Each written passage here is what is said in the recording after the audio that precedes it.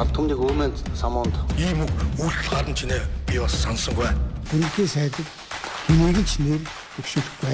Төрлөө ордуулмаар бол төшөв рүү ордуулмаар болсоо байдаг ш. Бид нар хамтдаа ядах ёстой болохоос биш. Бид нар хамтдаа ядагдах ёсгүй. Тэрс үтэхэд би билээ.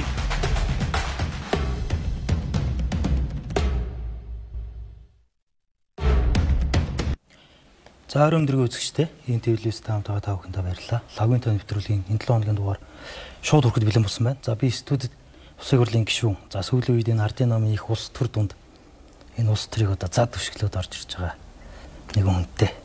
Усын хурлын гишүүн Сангүүгийн Ганбаатартай ярилцахад бэлэн болсон байна. За нэвтрүүлэг эхлэхийн өмнө хамтран ажиллагч байгууллагаас та бүхэнд танилцуулъя.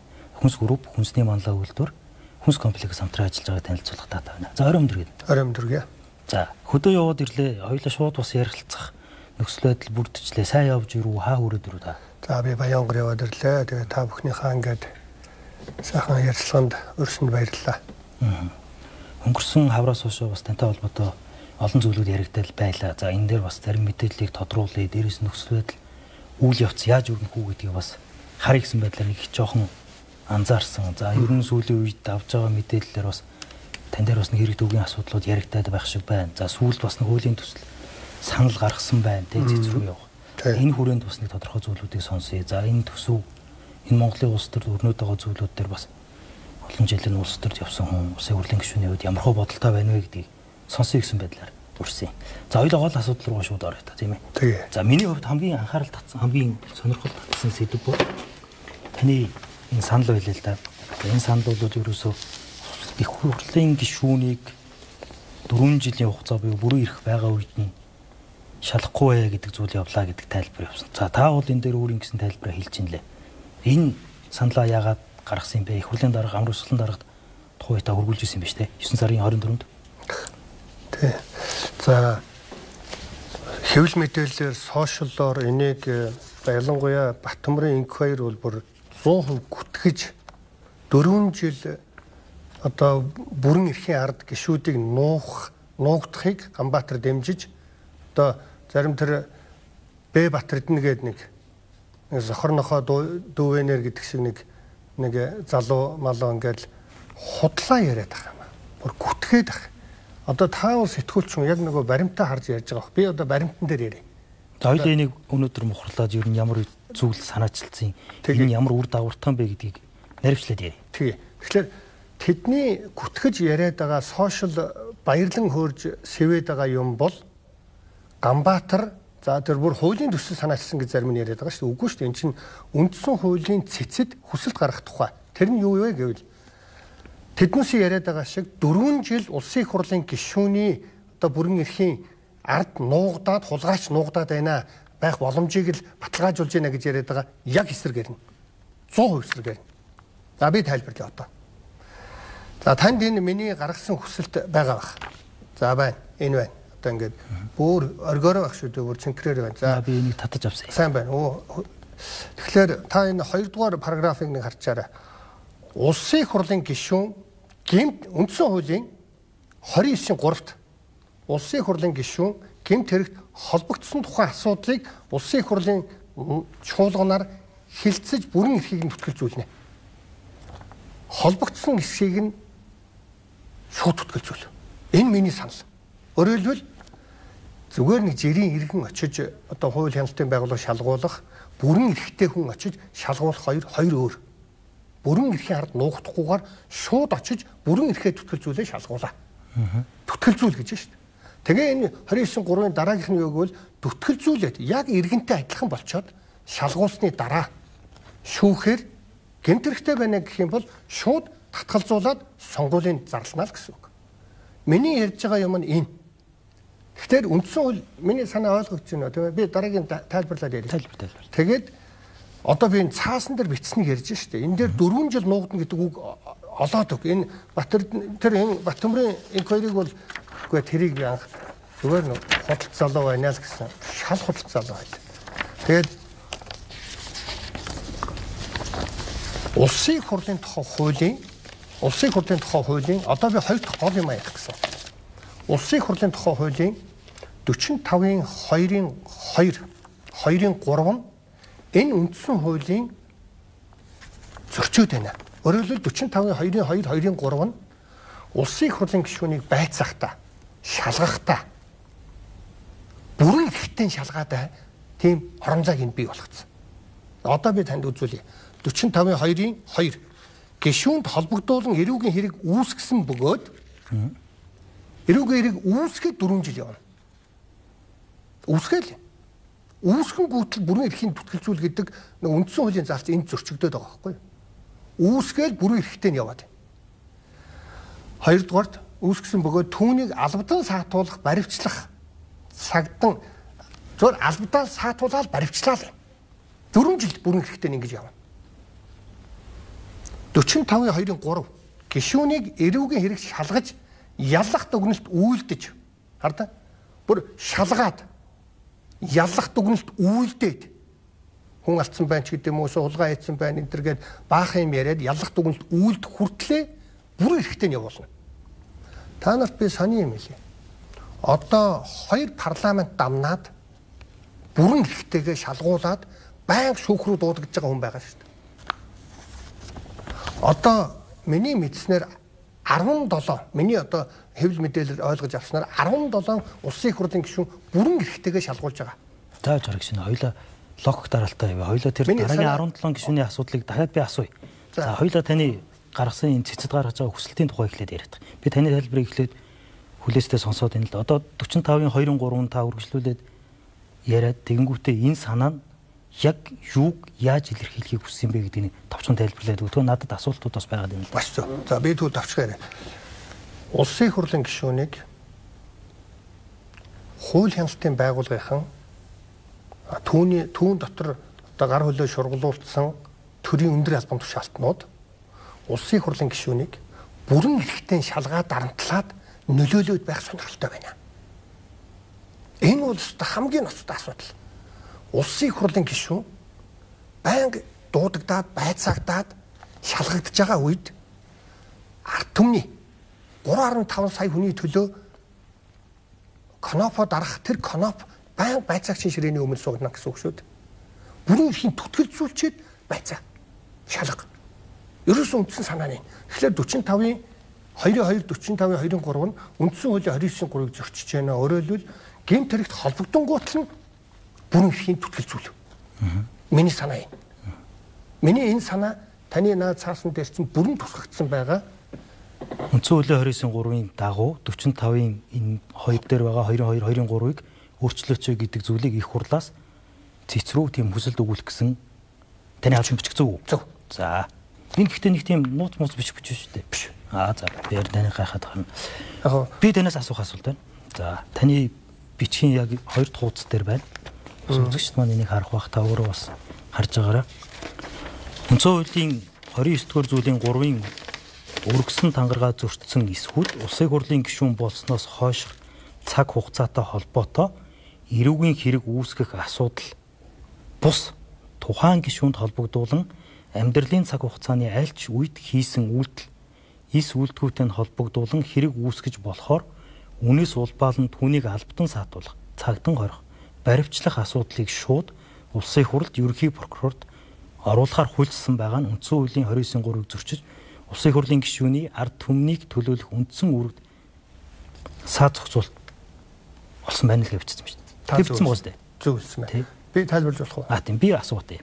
За энэ нь юу гэсэн үг вэ гэхээр саяын таны хилээд байгаа хэвлэлээр хилээд байгаа тайлбарыг зөв юм шиг харж байгаа боловч яг энэ их хурлаар өгүүлэх гээд цэцрүү өгүүлэх гээд байгаа энэ бичгэн дээр өмнөх тэр одоо өмнөх бүх амьдралын цаг хугацаанд нь үлдэгдэжсэн ямар нэгэн хэргийг их хурлын гишүүн байхад нь шалгаад байгаа нь буруу байна. Энэ 29-3 бол тангараг өргөөд бүрэн эрхийг хэрэгжүүлж явахтаа гэдэг заалттай юм а гэдгээр уйлдуулж та энэ 45-ийн 2-ыг л байхгүй болох гэдэг юм шүү дээ. Би танд тэгээ та босноо. Тий. Босноо.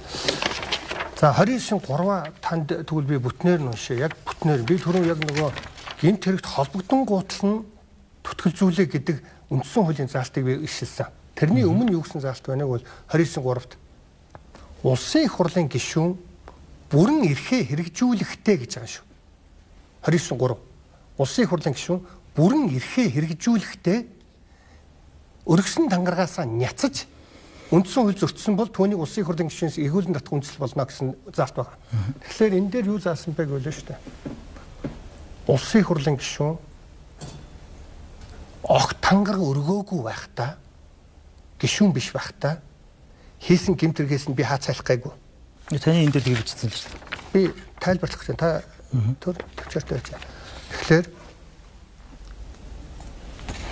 хүнийг биш дээ. Улсын хурлын гишүүн дэвшгэлээр зэрэг бараг мэдэхгүй 5 6 10-аад газраас тодорхойлт авдаг. Ямар ч гэмтэрэгт холбогдож байгаагүй.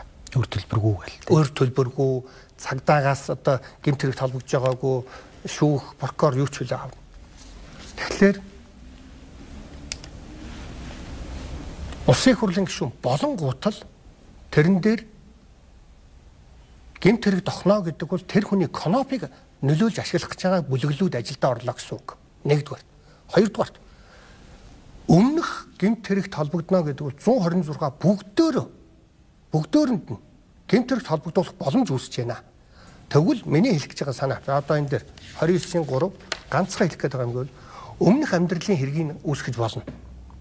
Ганцхан бүрэн эрхээс нь төтгөлцүүл.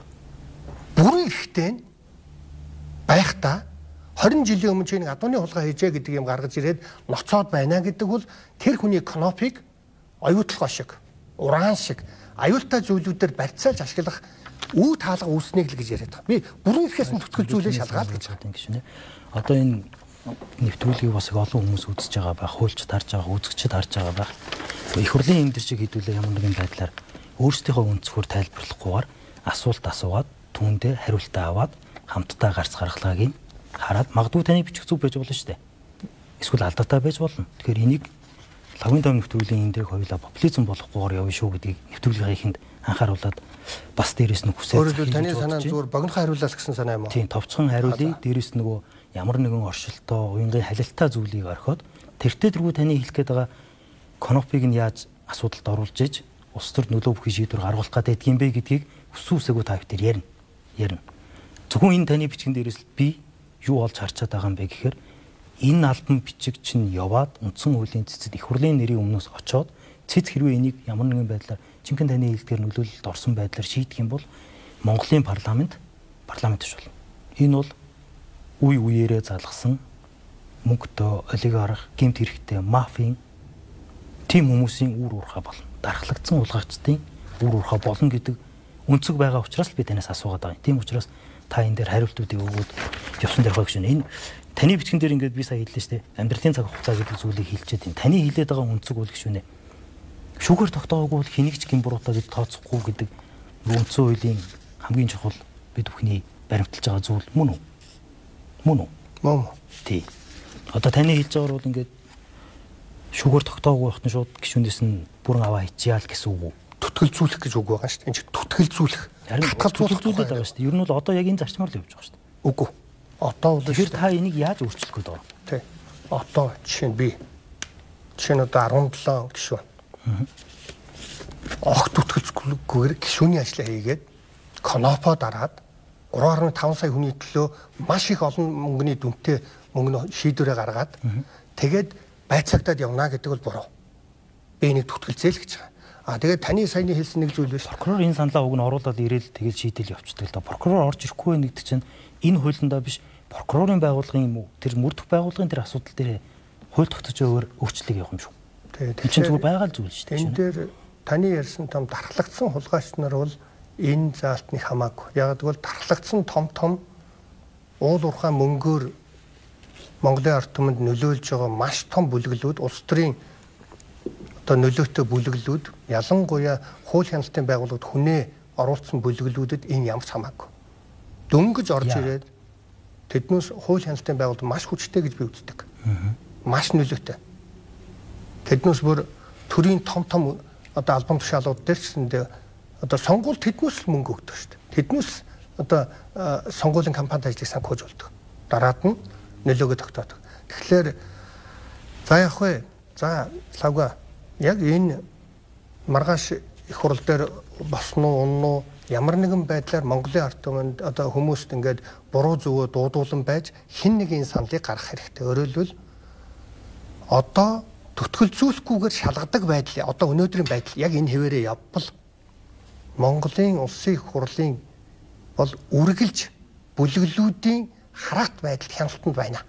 Дандаа одоо нэг 17-д гэдэг ах шиг 20-д ч юм уу надад нууц гэж хэлэхгүй байна. Би зүгээр хэвлэл мэдээлэл авч байгаа. Олон гишүүд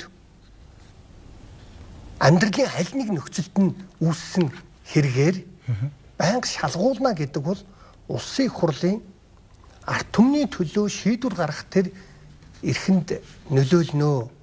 Шийдвэр гаргахдаа хинээс ч айхгүйгээр яг ард түмний төлөө одоо сонгогчдынхоо төлөө шийдвэр гаргадаг байх тэр боломжийн төлөө би энэ саналыг хэлж байгаа. Тэр 126 гишүүний амьдралын айлч нөхцөл 126 гишүүн чинь ямар нэгэн гэмт хэрэг үлдчихсэн гэж та хэлэх гээд энэ зөв.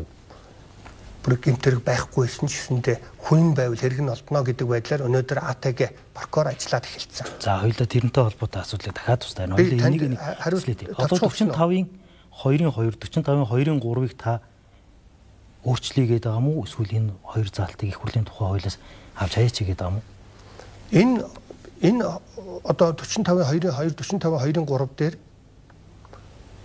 гишүүн байхад нь бүрэн эрхтэй байхад нь хүний төлөө шийдвэр тэр олон мөнгөний төлөө оюутлах шиг шийдвэр гаргадаг байхад нь ингээл мөрдөө шалгаад байдаг байдлаа болоо.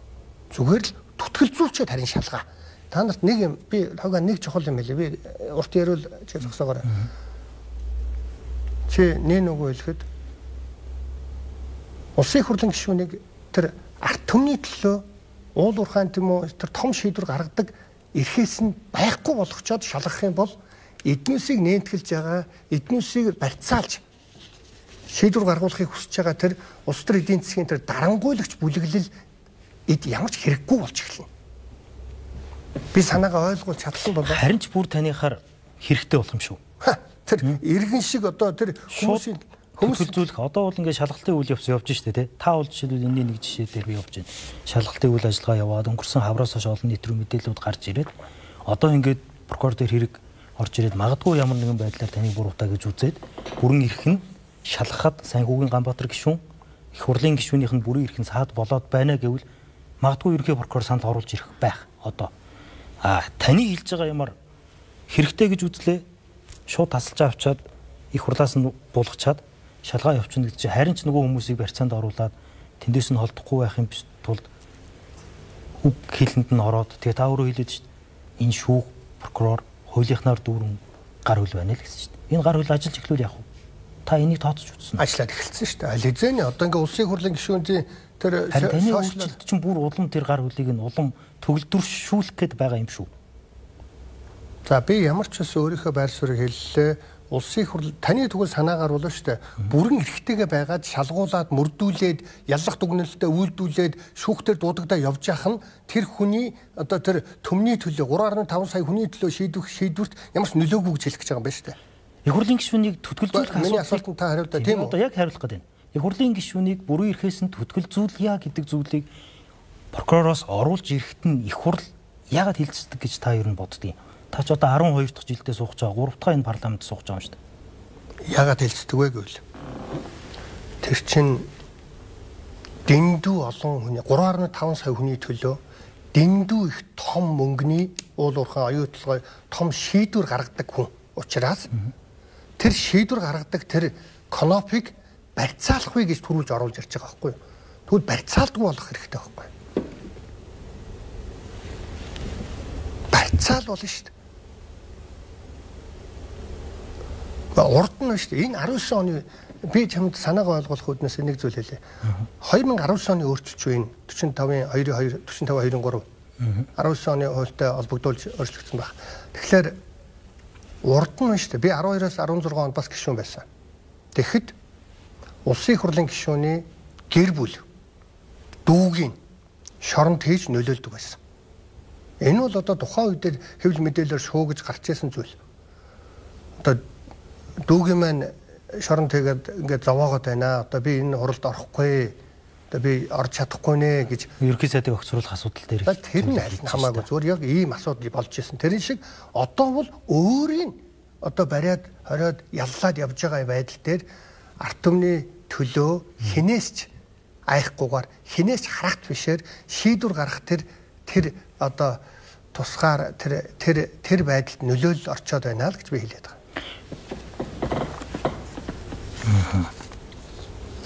За би тэгвэл танаас дахиад нэг асууад үзье.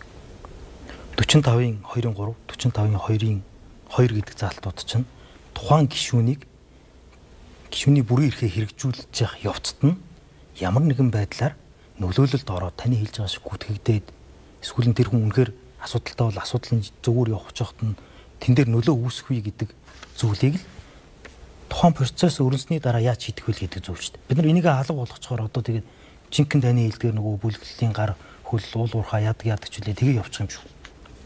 Эн чинь ерөөсөө бүх нийтэд хамааралгүй зөвхөн тэр санал орж ирсэн нөхцөлд яах вэ гэдгийг шийдэж байгаа заалт байхгүй. Тэгэхээр тань дээр бол зөвхөн бүрийн эрхтэйгээ шалгуулад байцаагтаад яваад ахын зөвөл гэж хэлэх гээд байгаа юм байна шүү дээ. Их хурлын гишүүнээс тэтгэлзүүлнэ гэдэг нь шүүхээр тэр хэрэг төвөг бүх юм эцэлэгдсэний дараа нэг бол тэр үнийг их хурлын гишүүнээс гасан тогтоол юмнууд нь гараа явна. А хоёрдугаарт хэрвээ тэр хүн одоо жишээлбэл та жишээ нь шүү дээ. Цагуугийн Ганбаатар гэдэг гишүүнийг гүтгсэн байна.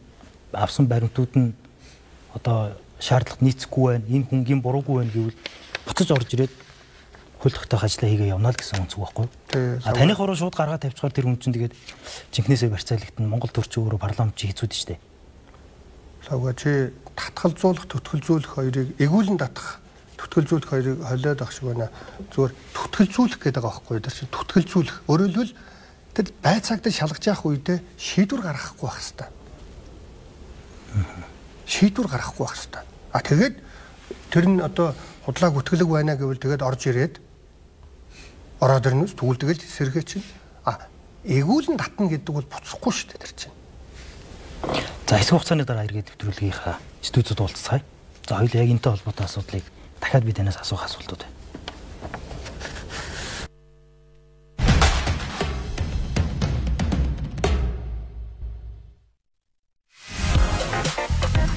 Өндөрлөлийн мэслэгтэй бэлтгэн дурлагдсан пицца худалдаанд гарлаа. Пицца Хат. Chicken pasta, Pasta Rico.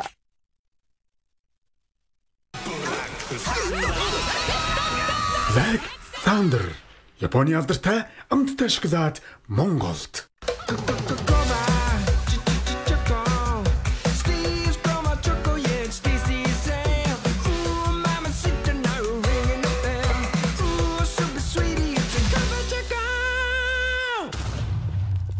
Танд бүх төрлийн хэрэглээний болон бизнесийн зээлийг санал болгож байна.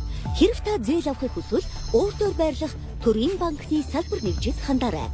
Ногоон хөгжлийг дэмжигч Төрийн банк. Амттай хооллох үедээ бид аз жаргалыг мэдэрдэг. Гэвч хоолны шингэц алдагдах нь энэ хүү мөчүүдийг сүйдэх нь бий. Энэ үед танд мисийн туслан мисийн аз жаргалтай мөчүүдээ алдалгүй хуваалцъя. Эмийн завраас гач нөлөө хориглох заалтыг уншиж эмч эмзүүчээс асууно.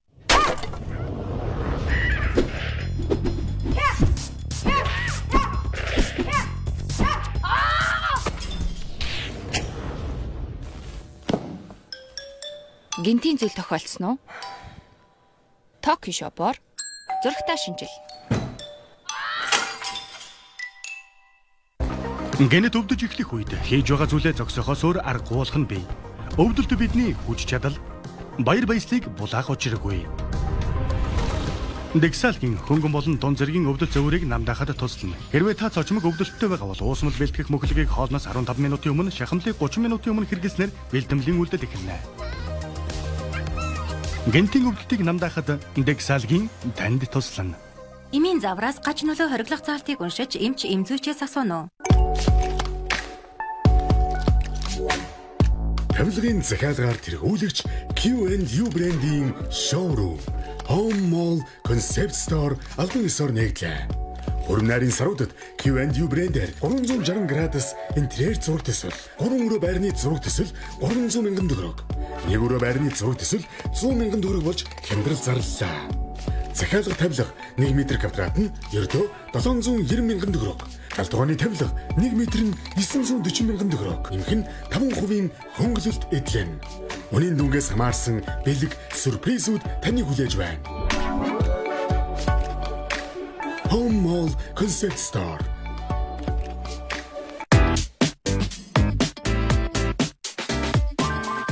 Иргэлтгүүр бэлэгтэй. Надад юу урамшуулал иргэн ирлээ. 4 гигабайтаас дээш дата авах бүрдээ бүрд эргүүлж бэлэг аваарай. Өвдөх үед тэр өдрийн бүх ажил төвөгтэй болдог. Төрөл бүрийн өвдөлт болон халууралтыг намдаахад МИГ 400 танд туслана. МИГ 400 нь бид бүрэн уусаж үйлдэлээ үзүүлнэ.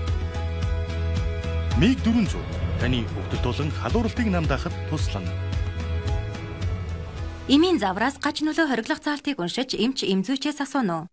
Зүүдринг before party. Уухын өмнө илгээ хамгаал. Илэг хамгаалах бүтээгдэхүүн зүүдринг. Халаахад аюулгүй. Япон будааны тос цуно. Эрүүл мэндэ бодъё. Black Thunder.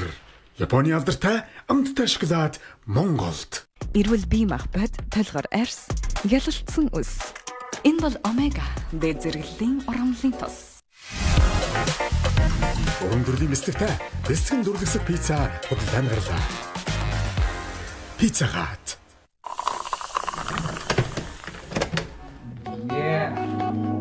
Тебе посылка пришла из Монголии? Спасибо.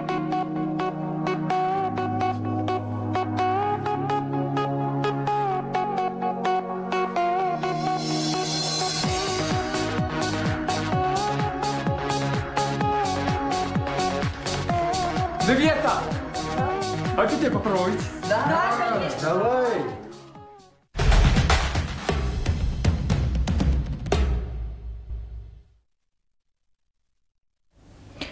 За баярлалаа. Би энэ таны бичгээс дахиад нэг хэсгийг уншаад асуугатай гişүнэ.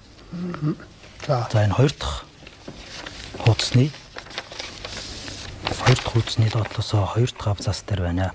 За 45-ийн нөгөөл 45-ийн 2-3 гэдэг заалтуудыг та дурдаад их хурлын гишүүнийг эрүүгийн хэрэг хянан шийдвэрлэх төрөл бүрийн ажиллагааг эрүүгийн хэрэг хянан шийдвэрлэх ажиллагаанд оролцуулах нөхцөлийг бүрдүүлсэн байна.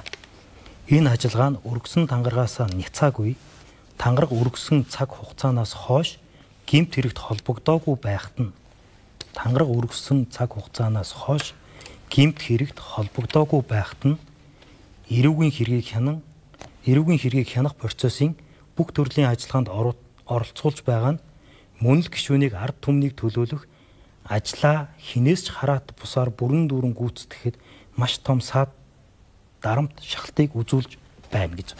Энэ дахиад л таны миний асуугаад байгаа их хурлын гишүүнээс өмнөх гэмт хэрэг хамаагүй маа гэдэг зүйлийг энэ санаан дээр дахиад оруулаад ирсэн байна ш. Та энийг юу гэж тайлбарлав?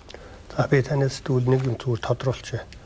Улсын их хурлын гишүүнд нэр дэвшихийн тулд тэр одоо эрүүгийн хэрэгт ямар ч холбогдож байгаагүй гэж АТГ-с авилгаалтай тэмцэх газраас шүүхээс прокуроос тодорхойлтууд авдаг. Тэгээд ерөөсөө гэмт хэрэгт холбогдож байгаа хүнээсийг хүмүүст сонгодог. Энэ тодорхойлт юу хинт хэрэггүй юм уу? Худлаа юм уу? Энэ дээр дүгнэлт байдаг болов? Та юу үзэж байна? Би тэгвэл танаас дахиад нэг асуултаар хариултаа хэлээд. Өнгөрсөн парламентын үед их хурлын хоёр гишүүнийг бүр эрхийн төвтгөлцүүлсэн шүү дээ. Та санаж байгаас Жимэнх хот болон Танаа намын Ажна Батэрдэн. Энэ хүмүүс ч адилхан таны наад хэлсэн тодорхойлтыг аваад явчихсан шүү дээ. Тэгэхээр яасан байх нь вэ? Тэгэхээр гэмт хэрэг гэдэг бол хүн хилцэх хугацаа гэдэг зүйлээр л илэрхгүй бол тэр зүйлдээ байхгүй болохгүй хизээч илрэх боломжтой зүйл.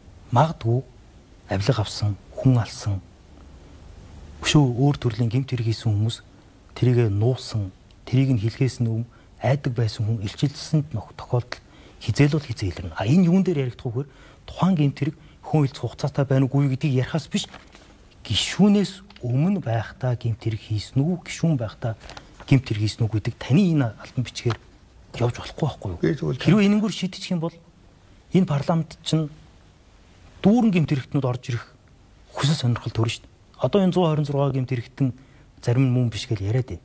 Гэтэл жинхэнэ эрүүгийн гэмт хэрэгтнүүд, жинхэнэ авилгынхан бүгд гишүүн болохын тулд нөгөө мөнгө хүн хүч юмаа зараа парламент руу ороод ирүүл яах вэ? Та хариулах уу? За нэгдүгээрт таны хариултаар хууль хяналтын байгууллага гэмт хэрэг хийцэн байсан ч гэсэндээ энийг их хурлын гишүүн болохоор зэрэг дэгээдэж унгааж энийгээ том ашиг болгоё гэж бодож байгаа юм шиг ерөөсөө тэр гэмт хэргийг бас хамтарч нуудаг юм шиг болчих гээд байна. Нэгдүгээрт. Хоёрдугаарт. Тэр тодорхойлт хинч хэрэггүй юм байна гэдэг нь тодорхой боллоо. Гуравдугаарт. Тийм. Тэр дараад нь тэр гэмт хэрэгт хийсэн байна гэдэг нь гараад ирлээ шүү дээ. Тэгэхээр гуравдугаарт би таны хэлсэн дээр өмнөх тэр зүйлүүдийг ярьж байгаа нь өмнөх зүйлүүд дээр гэмт хэргийн илрүүлэлтийн асуудлыг ярьж байгаа нь тангарахтай холбоогүй шүү гэдгийг хэлээд тэгтэл өмнөх амьдралын өмнөх тэр гэмт хэрэг гарлал бол тэр бүрэн эрхийн түтгэлзүүлэл гэдэг ганцхан санааг хэлж байгаа. За дээр нь дөрөвт нь би ганцхан товчхон ярив. Таны түрүүний ярьсан хоёр хүн байна шүү дээ. Одоо хүртэл шийтгэдэггүй шүү дээ. Өөрөлдвөл тэрийг хууль хяналтын байгууллага гүтгсэн гэсэн үг болж байна. Одоо хүртэл ял аваагүй. Тэгэхээр тэднээс бол үндсэндээ хүмүүсийг дэгээдэж унгааж нөлөөлдөг, дарамталдаг, зовоодог, чамайг шорон тэншүү гэдэг энэ төр засгийн дээр байгаа улс төр эдийн засгийн том бүлэглэлийн гарт орцсон байгаа. Тэднүүсээр дамжуулж хууль хяналтанд нөлөөгөө шургуулсан байгаа. Энэ хүмүүсийн нөлөө парламентод их орж ирэх юм бол улс оронд аюултай. Тэгсэн дөрвөл зүгээр л бүрэн эрхийн хурдан түтгэлзүүлээ гэдэг асуудлыг л би ярьж байгаа. Харин таны ярьж байгаа таны алтан бич хоёр зөрөөд байгаа хөөж. Энэ саналыг гаргах яг сая ярьснаас юу зурсан? За зэрэг хэлдэ. Би тань дахиад уншиж өгөө. За та уншиж өгөө. За. Их хурлын гишүүнд холбогдуулан амьдралын цаг хугацааны аль ч үед хийсэн үйлдэл, эс үйлдэлтэй холбогдуулан хэрэг үүсгэж болохоор үүнээс улбаалan түүнийг албатан саатуулах, цагдан орох, баривчлах асуудлыг шууд улсын хурлд ерөнхий прокурорт оруулахаар хуульчилсан байгаа нь үндсэн хуулийн 29-3-ыг зөрчиж улсын хурлын гишүүний ард түмнийг төлөөлөх үндсэн үүрэгт саад болсон зохицуулт байна. 1. Хоёр дахь нь эрүүгийн хэрэг хянан шийдвэрлэх ажиллагаанд оролцуулах нөхцөлийг бүрдүүлсэн байна. Энэ их хурлын гишүүнийг энэ 45-42-45-3-2-оор шалгах нь. За энэ ажиллагаа нь өргөсөн тангарагаас няцаагүй, тангараг өргөсөн цаг хугацаанаас хойш гэмт хэрэгт холбогдоогүй байхад гэж. Тангараг за тэгвэл би танаас тангараг өргөсөн цаг хугацаанаас хойш гэмт хэрэгт холбогдоогүй гэдэг нь яг ямар учир утгатай үгийг таянд оруулсан. За би хоёр зүйл хэлээ. Би товчхон ярья. Яг миний хүсэж байгаа зүйл ингээд эрүүгийн гэмт хэрэгт холбогдуулах янз бүрийн үйл ажиллагаанд оруулах энэ байдал нь улсын хурлын тэр шийдвэр гаргах, ард түмний төлөө шийдвэр гаргах нөхцөл байдалд нь нөлөөлөд байна. Бүрэн эрхийн түтгэлзүүлээч гэж байгаа шүү дээ. 29-3 ихэн дээр бүрэн эрхийн гэмт хэрэгт холбогдсон бүрэн эрхийн түтгэлзүүл гэж үг байгаа шүү дээ. Тэрийг би ихэнд нь яриад байгаа шүү дээ 29-3. Хоёр дахь юм нь юу гэвэл 29-3-ыг л сайн үзмээр байгаа юм да. За одоо 29-3 би тэнд уншаад хөө энэ цаасан дээр байна л да. За та унш та. За үндсэн хуулийн 29-3. Улсын хурлын гишүүн бүрэн эрхээ хэрэгжүүлэхдээ өргөсөн тангаргаасаа няцаж үндсэн хууль зөрчсөн бол түүнийг улсын хурлын гишүүнээс игүүлэн татах үндслэл болно. Улсын хурлын гишүүн гэмт хэрэгт холбогдсон тухай асуудлыг улсын их хурлын чуулганаар хилцэж бүрэн эрхийг нь түтгэлзүүлэх эсхийг шийдвэрлэнэ. Уул гишүүн гэмт хэрэг үйлдсэн гэж шүүх тогтоовол улсын их хурл түүнийг гишүүнээс нь игүүлэн татна. Маш тодорхой заагаал өгсөн юм шүү дээ. Энийг л би дэмжиж байгаа шүү дээ. Чи хардаа. За би дахиад тайлбарлаж байна. Улсын их хурлын гишүүн бүрэн эрхээ хэрэгжүүлэхдээ бүрэн эрхээ хэрэгжүүлэхтэй гэж байгаа шүү. Энэ үндсэн хууль шүү дээ. Би зохиогоогүй. Энэ юу гэсэн үг юм? Бүрэн эрхээ хэрэгжүүлэхтэй л гишүүн байх таа гэсэн үг. Гишүүн байх таа гэсэн үг. Энэ үндсэн хууль шүү дээ. Чи энийг шүүмжиж болохгүй шүү дээ. Үгүй шүүмжлэх үст би зүгээр таныг юу гэж ойлгож байгаа юм бол гэж асуугаад байхгүй юу? Тэг бүрэн эрхээ хэрэгжүүлэхтэй гэсэн. Гишүүн байх таа гэсэн үг. Гишүүн байх таа гэсэн үг. Хэрэгжүүлэхтэй. Өргөсөн тангаргаасаа няцаж гишүүн байх таа өргөсөн тангаргаасаа няцсан бол энэ үндсэн хууль шүү дээ. Няцаж үндсэн хууль зөрчсөн бол түүнийг улсын хурлын гишүүнээс эгүүлэн татах гэж үг байгаа байхгүй юу? Эгүүлэн татах. Хоёр дахь заалтыг нар. Одоо би дандаа түтгэлцэх заалт яриад байгаа шүү дээ эхнээсээ. Улсын их хурлын гишүүн гэмт хэрэгт холбогдсон тухай асуудал. Холбогдсон тухай асуудал гэж монголоор бичсэн байна. Асуудлыг улсын их хурлын чуулганаар хилцэж одоо хилцэхгүйгээр холбогдуулаад шалгаад яллаад дүгнэлт хийгээл яваад байна. Энэ хооронд тэр хүнийг дарамталж янз бүрийн шийдвэр гаргуулах магадлал ихтэй. Тэгвэл үндсэн хууль зааснаар улсын их хурлын гишүүн гэмт хэрэгт холбогдсон тухай асуудлыг улсын их хурлын чуулганаар хилцэж бүрэн эрхийн түтгэлзүүлэх эсхийг шийдвэрлэнэ. Одоо түтгэлзүүлэхгүйгээр зүгээр шалгаал янаглал яваад байна. Энэ нь өөрөө улсын их хурлын тэр ард түмний төлөө тэр сонгогчдын төлөө гаргах шийдвэрт нөлөөлөх гээд байна гэдгээс миний санаа. Шалгалтын процесс нь явахын тулд түтгэлзүүлээд байгаа шүү дээ гişүнэ. Та тэрийг юу ойлгож байгаа юу? Та үндсэн хууль дээр үндсэн хуулиас харалтаа үндсэн хууль дээр холбогдсон тухайн асуудлыг гэж үгэн шүү дээ. Тэрс энэ дээр шалгаад, нягтлаад, яллаад гэж үг байхгүй. Үндсэн хууль бүгдийг одоо саяын үндсэн хуулийн маргаан дээр гарсан шүү дээ. Үндсэн хууль бүгдийг наривчилт, детальчилт заахгүй. Гэхдээ 43.1 буюу сая ерөнхий сайдыг огцруулах үйл явцыг 2019 оны үндсэн хуулийн нэмэлт өөрчлөлтөөр 3.2 гэдэг санал тавиад уг саналыг ингээд хийцэнгийн үндсэн хууль зөрчсөнгийн цэц тогтооцсон. Таны хэлээд байгаа зүйл чинь прокурорын тухай хууль, тэр хэрэг маргаанд шийдвэрлэх тухай хууль, тэр процессын хуулиуд дээр байгаа шүү дээ. Тэгвэл тэрэнд зориулж үндсэн хуулийг өөрчлөх юм уу? Тэр зүйлүүд рүү анхаарлыг нь хандуулад энэ хугацаа нь удаад байна, энэ хугацааг удаж байгаа нь ийм зорилготой байна гэдэг зүйлийг хууль тогтоогчийнхоо хувьар тэр хууль руу хандах хэрэгтэй болохоос биш. Нөгөө нэг парламентаа хамгаалж байгаа бид бүхний энэ лүү ингэж гард урж болохгүй шүү дээ. Би парламент хамгаалаагүй харин бүрэн эрхийн парламентыг устгаж энэ парламентын ардчлалыг байхгүй болгож энэ парламентыг гэмт хэрэгтэн эрүүгийн элементүүдээр дүүргэх саналыг өгч байна. Жинхэнэ популист үг хэлж байна. Үгүй шүү дээ. Таны энэ үндсэн хуулиа уншаач өмнөх амьдралын өмнөх хугацаанд хийсэн гэмт хэрэг нь шалгах нь гишүүний эрхэнд саадуулж байна. Процессын хувьд бүх төрлийн ажиллагаанд оролцуулж байгаа нь мөн л гишүүний хувьд саадуулж байна. Тангараг өргөсөн цаг хугацаанаас хойш гэмт хэрэгт холбогдоогүй байхад гэмт хэрэг тангарахгүй гэдэг байдлаар ялгахдаггүй шүү дээ гишүүн. За энэ саналыг энийг ер нь та энэ саналыг яах гэж гаргасан. Та өөрөө шалгагдаад ирэхээр 4 жилийн хугацаанд та сая өөрөө хэллээ шүү дээ. 4 жилийн хугацаанд бүрэн эрхтэйгээ байхын тулд энэ цэцрүү юм уу гэж гаргасан юм уу?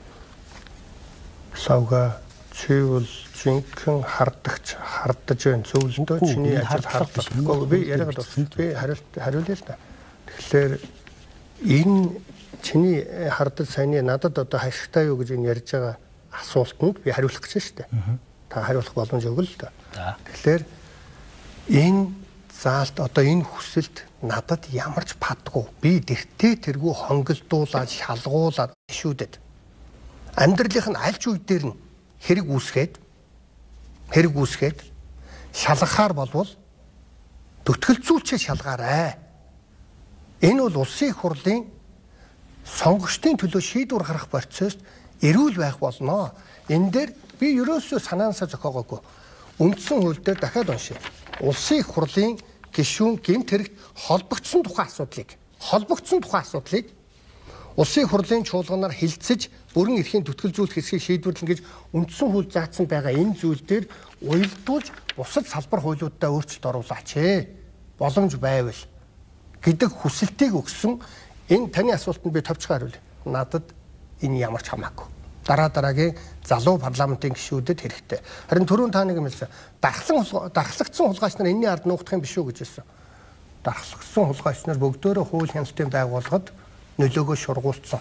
Харин тэр дархлагдсан хулгайч нар чинь конофо нэмхийн тулд өнөөдөр конофт дарах эрхтэй хүнийг хэрэгт шалгаад зовоогоод яваад байх нь тэр бүлэглэлд маш ашигтай гэдэг ийм л байр суурийг би илэрхийлж байгаа.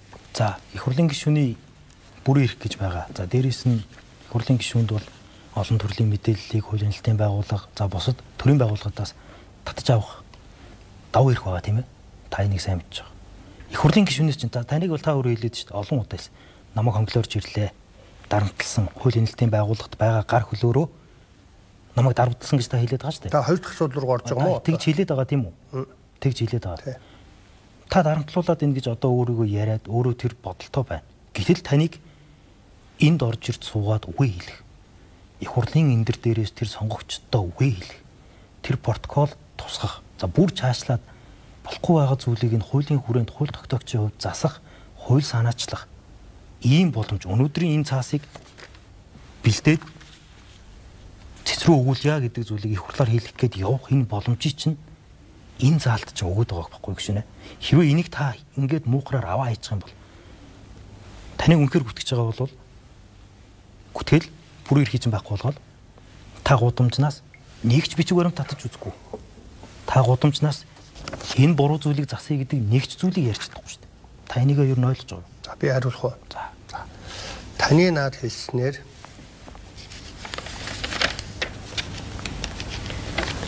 Тэгэл гүтгүүлээл доромжлуулаад яваад байд ихтэй бүрэн эрхтэйгээ байл гэсэн санаа та хэлж байна л да. Тэгэхээр одоо улсын хурал арчаагүй хов хөөдөг, хүн гүтгдэг, ногоо малгайтны сэтгэлгээтэй хүмүүсээс болж хов хонзонгийн талбар болсон. Одоо ингээд ерөөсөө гэмт хэрэгт холбогдонгууд нь бүрэн эрхээс нь түтгэлзүүлэхгүй ингээд бүгдөөрөө яваад байх юм бол бүгдөөрөө бие биенийгээ гэмт хэрэгт ингэж орилол байна. 126-аас цэвэр нэртэй хүн үлдэхгүй. Холбогдонгууд нь түтгэлзүүлээ гэдэг санал нь өөрөө тэгэхээр хурж 126 дотор ч хүн үлдэхгүй болох гэдэг шүү дээ. Та тэрийг ойлгож байна уу? Бүгдийг гаргачих гэдэг шүү дээ. Тэгээд чиний хэлдгээр тэгвэл бүгдөөрөө бие биенээ гүтгээл доромжлол сошиалдол яваад ахын зөв үү? Гүтгэж доромжилж байгаа таны хэлээд байгаа энэ тогтолцооны хувьд асуудал байгааг энэ аргаар биш арай өөрөөр харагдсан л да. Үгүй л дээ.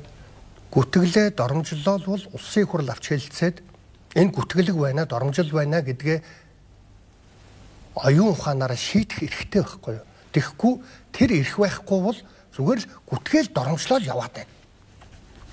Хов хонзонгийн талбар болцсон байна гэдэг нь таны бичгийн дундаас та тэгвэл надад нэг юу олоод өгч гişүнэ. Яг энийг шууд төтөлцүүлье гэдэг агуулгатай тэрний хэсгээ та надад нэг олоод уншаад өгөх гэж. За тэгье. Надад хэлжтэй манай үзэгчдэд. За үзэгчдэд хэлээ. Хамгийн сүүлийнхэн та нэг харчаарай. Энэхүү Монгол улсын их хурлын тухай хуулийн 45 дугаар зүйлийн 45-ын 2-ийн 2, 45-ын 2-ийн 3 дахь заалтууд нь Монгол улсын үндсэн хуулийн 29 дугаар зүйлийн 2-ийн 3 дахь заалтуудыг зөрчиж буй асуудлаар үндсэн хуулийн цэцэд шийдвэрлүүлэх хүсэлтийг гаргаж байна гэж. Тэгэхээр 42-ийн 29 дугаар зүйлийн 3 дээр нь юуг заасан бэ гэвэл энэ 45-ын 2-ийн 2, 45-ын 2-ийн 3 нь ерөөсө гүтгээл доромжлол сошиалдаж хар пиардаал хүний гутаагаал яваад 4 жил явах юм бол артман энэ гişүүд чинь итгэдэг нэг ч хүн байхгүй болно. Тэгсэнд орвол зүгээр бүрэн эсгээс нь яаралтай дүтгэлзүүлээ гэдэг нь 29.3. Хардаа.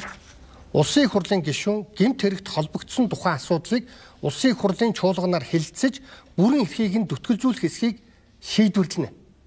Энийг шийдээд өгөөч л гэж. Гэхдээ энийг шийдвэрлэхдээ энэ 45-ын 2-ийн 3, 45-ын 2-ийн 2 чинь байгаа шүү дээ. Энийний цаана парламентыг хамгаалаад байгаа. Парламент ч гэж дээ энэний цаана сонгогчдын эрхийг хамгаалаад байгаа. Та Баян онгор Орсон Аранга Баян онгор гэсэн энэ тойргоо сонгогдсон шүү дээ. Та хэдэн мянган хүнээс санал авсан бэ? 54 мянган. За би тэрийг санахгүй байна. Би 50 гаруй мянган байна. За 50 гаруй мянган хүн. За та их дээгүүр санал авсан байна.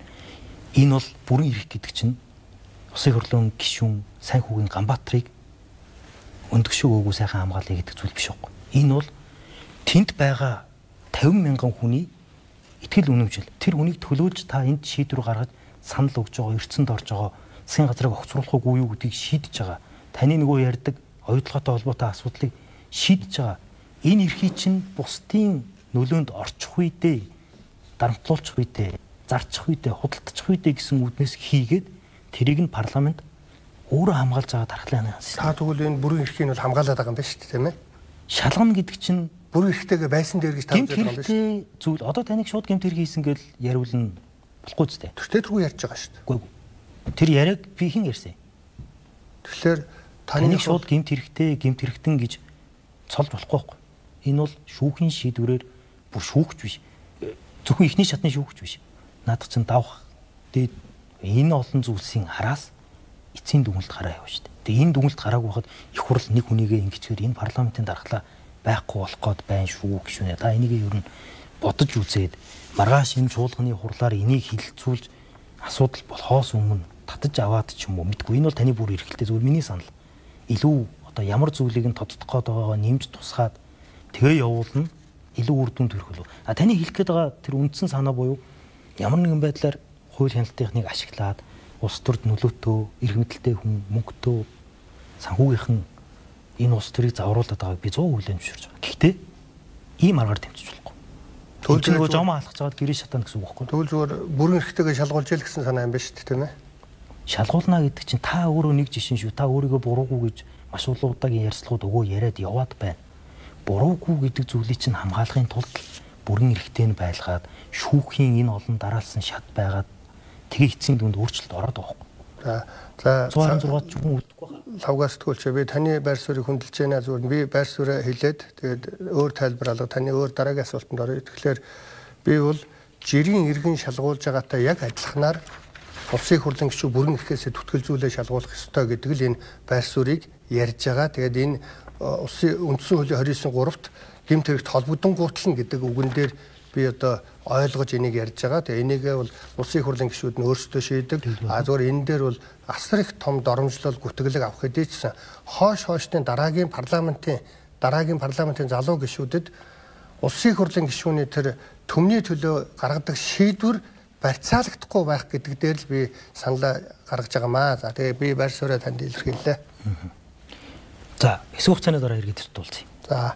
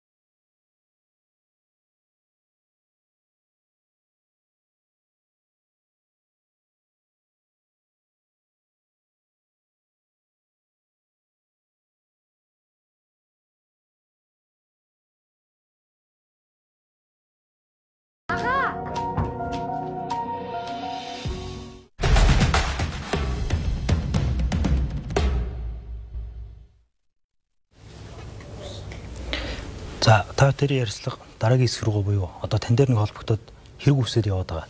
Энэ асуудал руу оръё. За энэтэйгээ уялдуулаад саяны саналыг ч гэсэн дахиад та тайлбарлах хэлэх зүйлээ үйл хэлээрэй гэж танаас үсгэрээ. За тань дээр яг ямар зүйл ангаар яг ямар хэрэг үүсээд одоо яг ямар шатандаа явж байна. За зүйл анги хэрэнгийн бас цээжилсэнгүй зүгээр ямар ч байсан авилгал одоо авилгалтай тэмцэх газар гэмт хэрэг хийсэн байна л гэж байгаа. За гэмт хэрэг нь юу вэ гэсэн чинь би 18 жилийн өмнө Монголын үйлдвэрчний холбооныг удирдах. 2007 онд шүү дээ. 13 онд ажиллаа өгсөн. 12 жилийн өмнө ажиллаа өгсөн. Тэгэхэд би 186 айлыг миний хамт олон л да би удирдахсан миний хамт олон 186 айлыг орон суустай болгосон. 186. Би одоо нэг 140 50 л гэж бодсон. Энэ авилгалтай тэмцэх газрын буйнаар хэдэн хүн оруулсныг бүр наривчж гаргаж ирлээ. Тэрэн дотор хүмүүсийг оруулахдаа л одоо хүн амтнаас тал тохой татаж авилгал гэж хэлэхгүй байгаа. Зүгээр энэ танил талаа оруулсан байна. Хямдралтай үнээр оруулсан байна гэдэг хэрэг үүсгэсэн байгаа. Тэгээд хамгийн аюултай гомдмоор одоо бүр уур хөрмээр бохимдмаар юм нь авилгалтай тэмцэх газар прокурор 2 мөрдөн байцаалтын үйл ажиллагааны нууцыг задруулж тэр хэргийг тэр чигт нь маргааш нь сошиалоор зүгээр бүгдийг тавьдаг. Гэхдээ хамгийн гол нь дандаа гүтгэж худлаа тавьдаг. Одоо нэг 29 компанитай холбоотой гэдэг тэр ялж байгаа хэрэг мэрэгт нь юу ч байхгүй. 29 компаниар мөнгө угаасан гэдэг байгаа. Би ч одоо 16 онд сонгуулиас үсэрчээл амьдралаа боддог баатар болол тэгэл нэг найз нөхдөдөө нийлээд нэг ганц нэг компани байгуулна. Тэр дотор 10,000 төгрөгийг гүйлгээ хийсэн компани нэгч байхгүй. Одоо миний ингээд хэвлэлд ярилцлага өгсөний дараа нөгөө 29 компаниар мөнгө угаасан гэдэг юм чив чимээгүй. Хэрвээ энэ ингээд үнэхээр тийм байгаа бол маргааш нь тэр тамга тэмдэгтэн бүгд юм гарч ирэх ёстой шүү дээ. Дээр нь нэмээд тэр нөгөө 29 компани чинь баг талаас илүү нь байна уу? Төрийн бус байгууллагууд. Тэгээ би бүр одоо бүгдийн татан буулгалаа. Дандаа ингэж одоо гүтгүүс дарамжлуулах. Нэг сони юм байна. Татан буулгахын тулд ер нь их удаан хугацаанд орт юм байна. Байгуулахад бол нэг 10-20 минут 30 минут юм байна. За нэг ийм л байна. Тэгээд эцсийн дүндээ миний хамгийн том бурууга би чамд хэлчих. Нэг үгүй л. Би дарангуулагчийн эсрэг үг хэлсэн л хүн шүү дээ. Хөрөлсөхөө чи инкантос аавнаас хууль хяналтынхныгаа удирдахаас зогсоогооч. Болооч. Чи энэ ураны асуудлаар Монголыг ард түмнийг хордуулахаа болооч. Энэ одоо нефтийн үйлдвэргээд одоо чи ерөнхий сайд байхдаа эхлүүлсэн энэ ажил чи одоо бүр ингэж Монголын ард түмэнд 2 тэрбум орчим долларын мөнгө угаалт болж хувирлаа. Одоо би баримтын бүгдийг авчирсан. Одоо гүн би тэрийг л ярих болоо гэж бодож авчирсан. Тэр баримтыг харъя. Та одоо хууль хяналтын байгууллагаас шалгах ёстой нэг зүйл хэрвээ таны баримт хүн цэнтэй бол одоо гаргаж үзүүлэх гэж байна.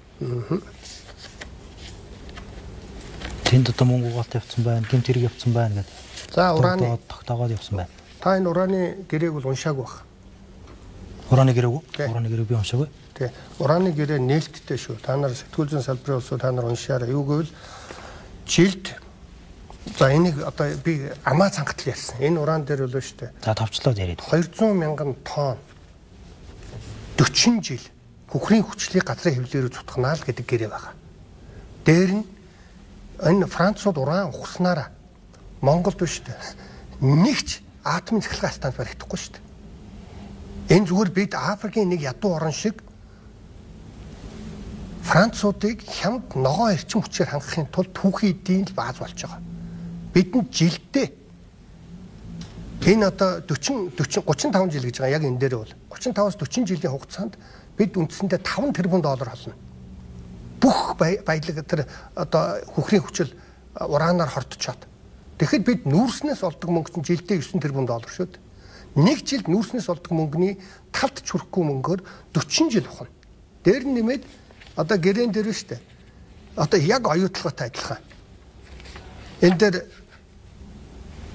6%, 3-аас 6%, 3 гэж байгаа, 6% байгаа, 4 байгаа. Одоо маркетингийн төлбөр авна гэж байгаа. Энэ бол бүр оюутлогын гэрээтэй адилхан тийм ноцтой юм байна гэдгийг л ярьсан. Энэ гэрээг анх байгуулах гэж очисон тэр төрийн томчууд анхаараач, эргэж хараач гэсэн. Тэрнээс болж маргааш нь АТГ дээр хэрэг хавц тэрэг нээгдэж байгаа. Эний чинь л би нөгөө нөлөөнд орж байгаа гэж яриад байгаа шүү дээ. Би биеэрээ ярьж штэ энэ чинь.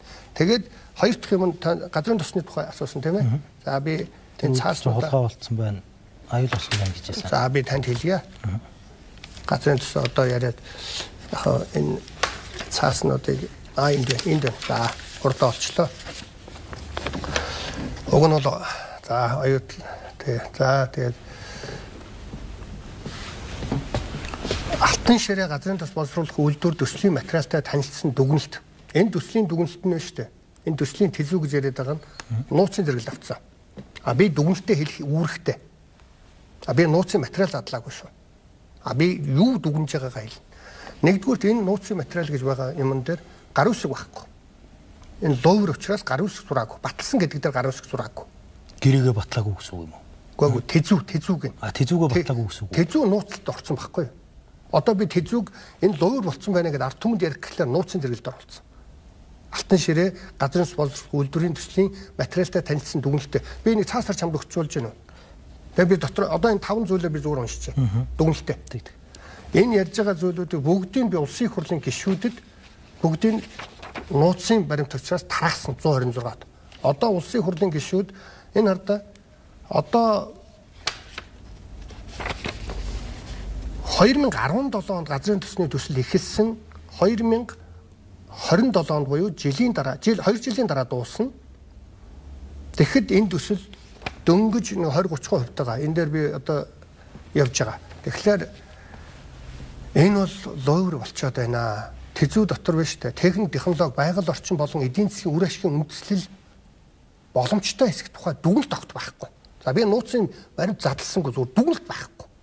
Хоёрдугаарт хамгийн ноцтой юм нь тэзүүгийн тайлан илтгэлд үйлдвэрийн түүхий тосны хангамжийг дачин тамсгаас авна гэж заасан тэрний тооцоо судалгаанд засвартай.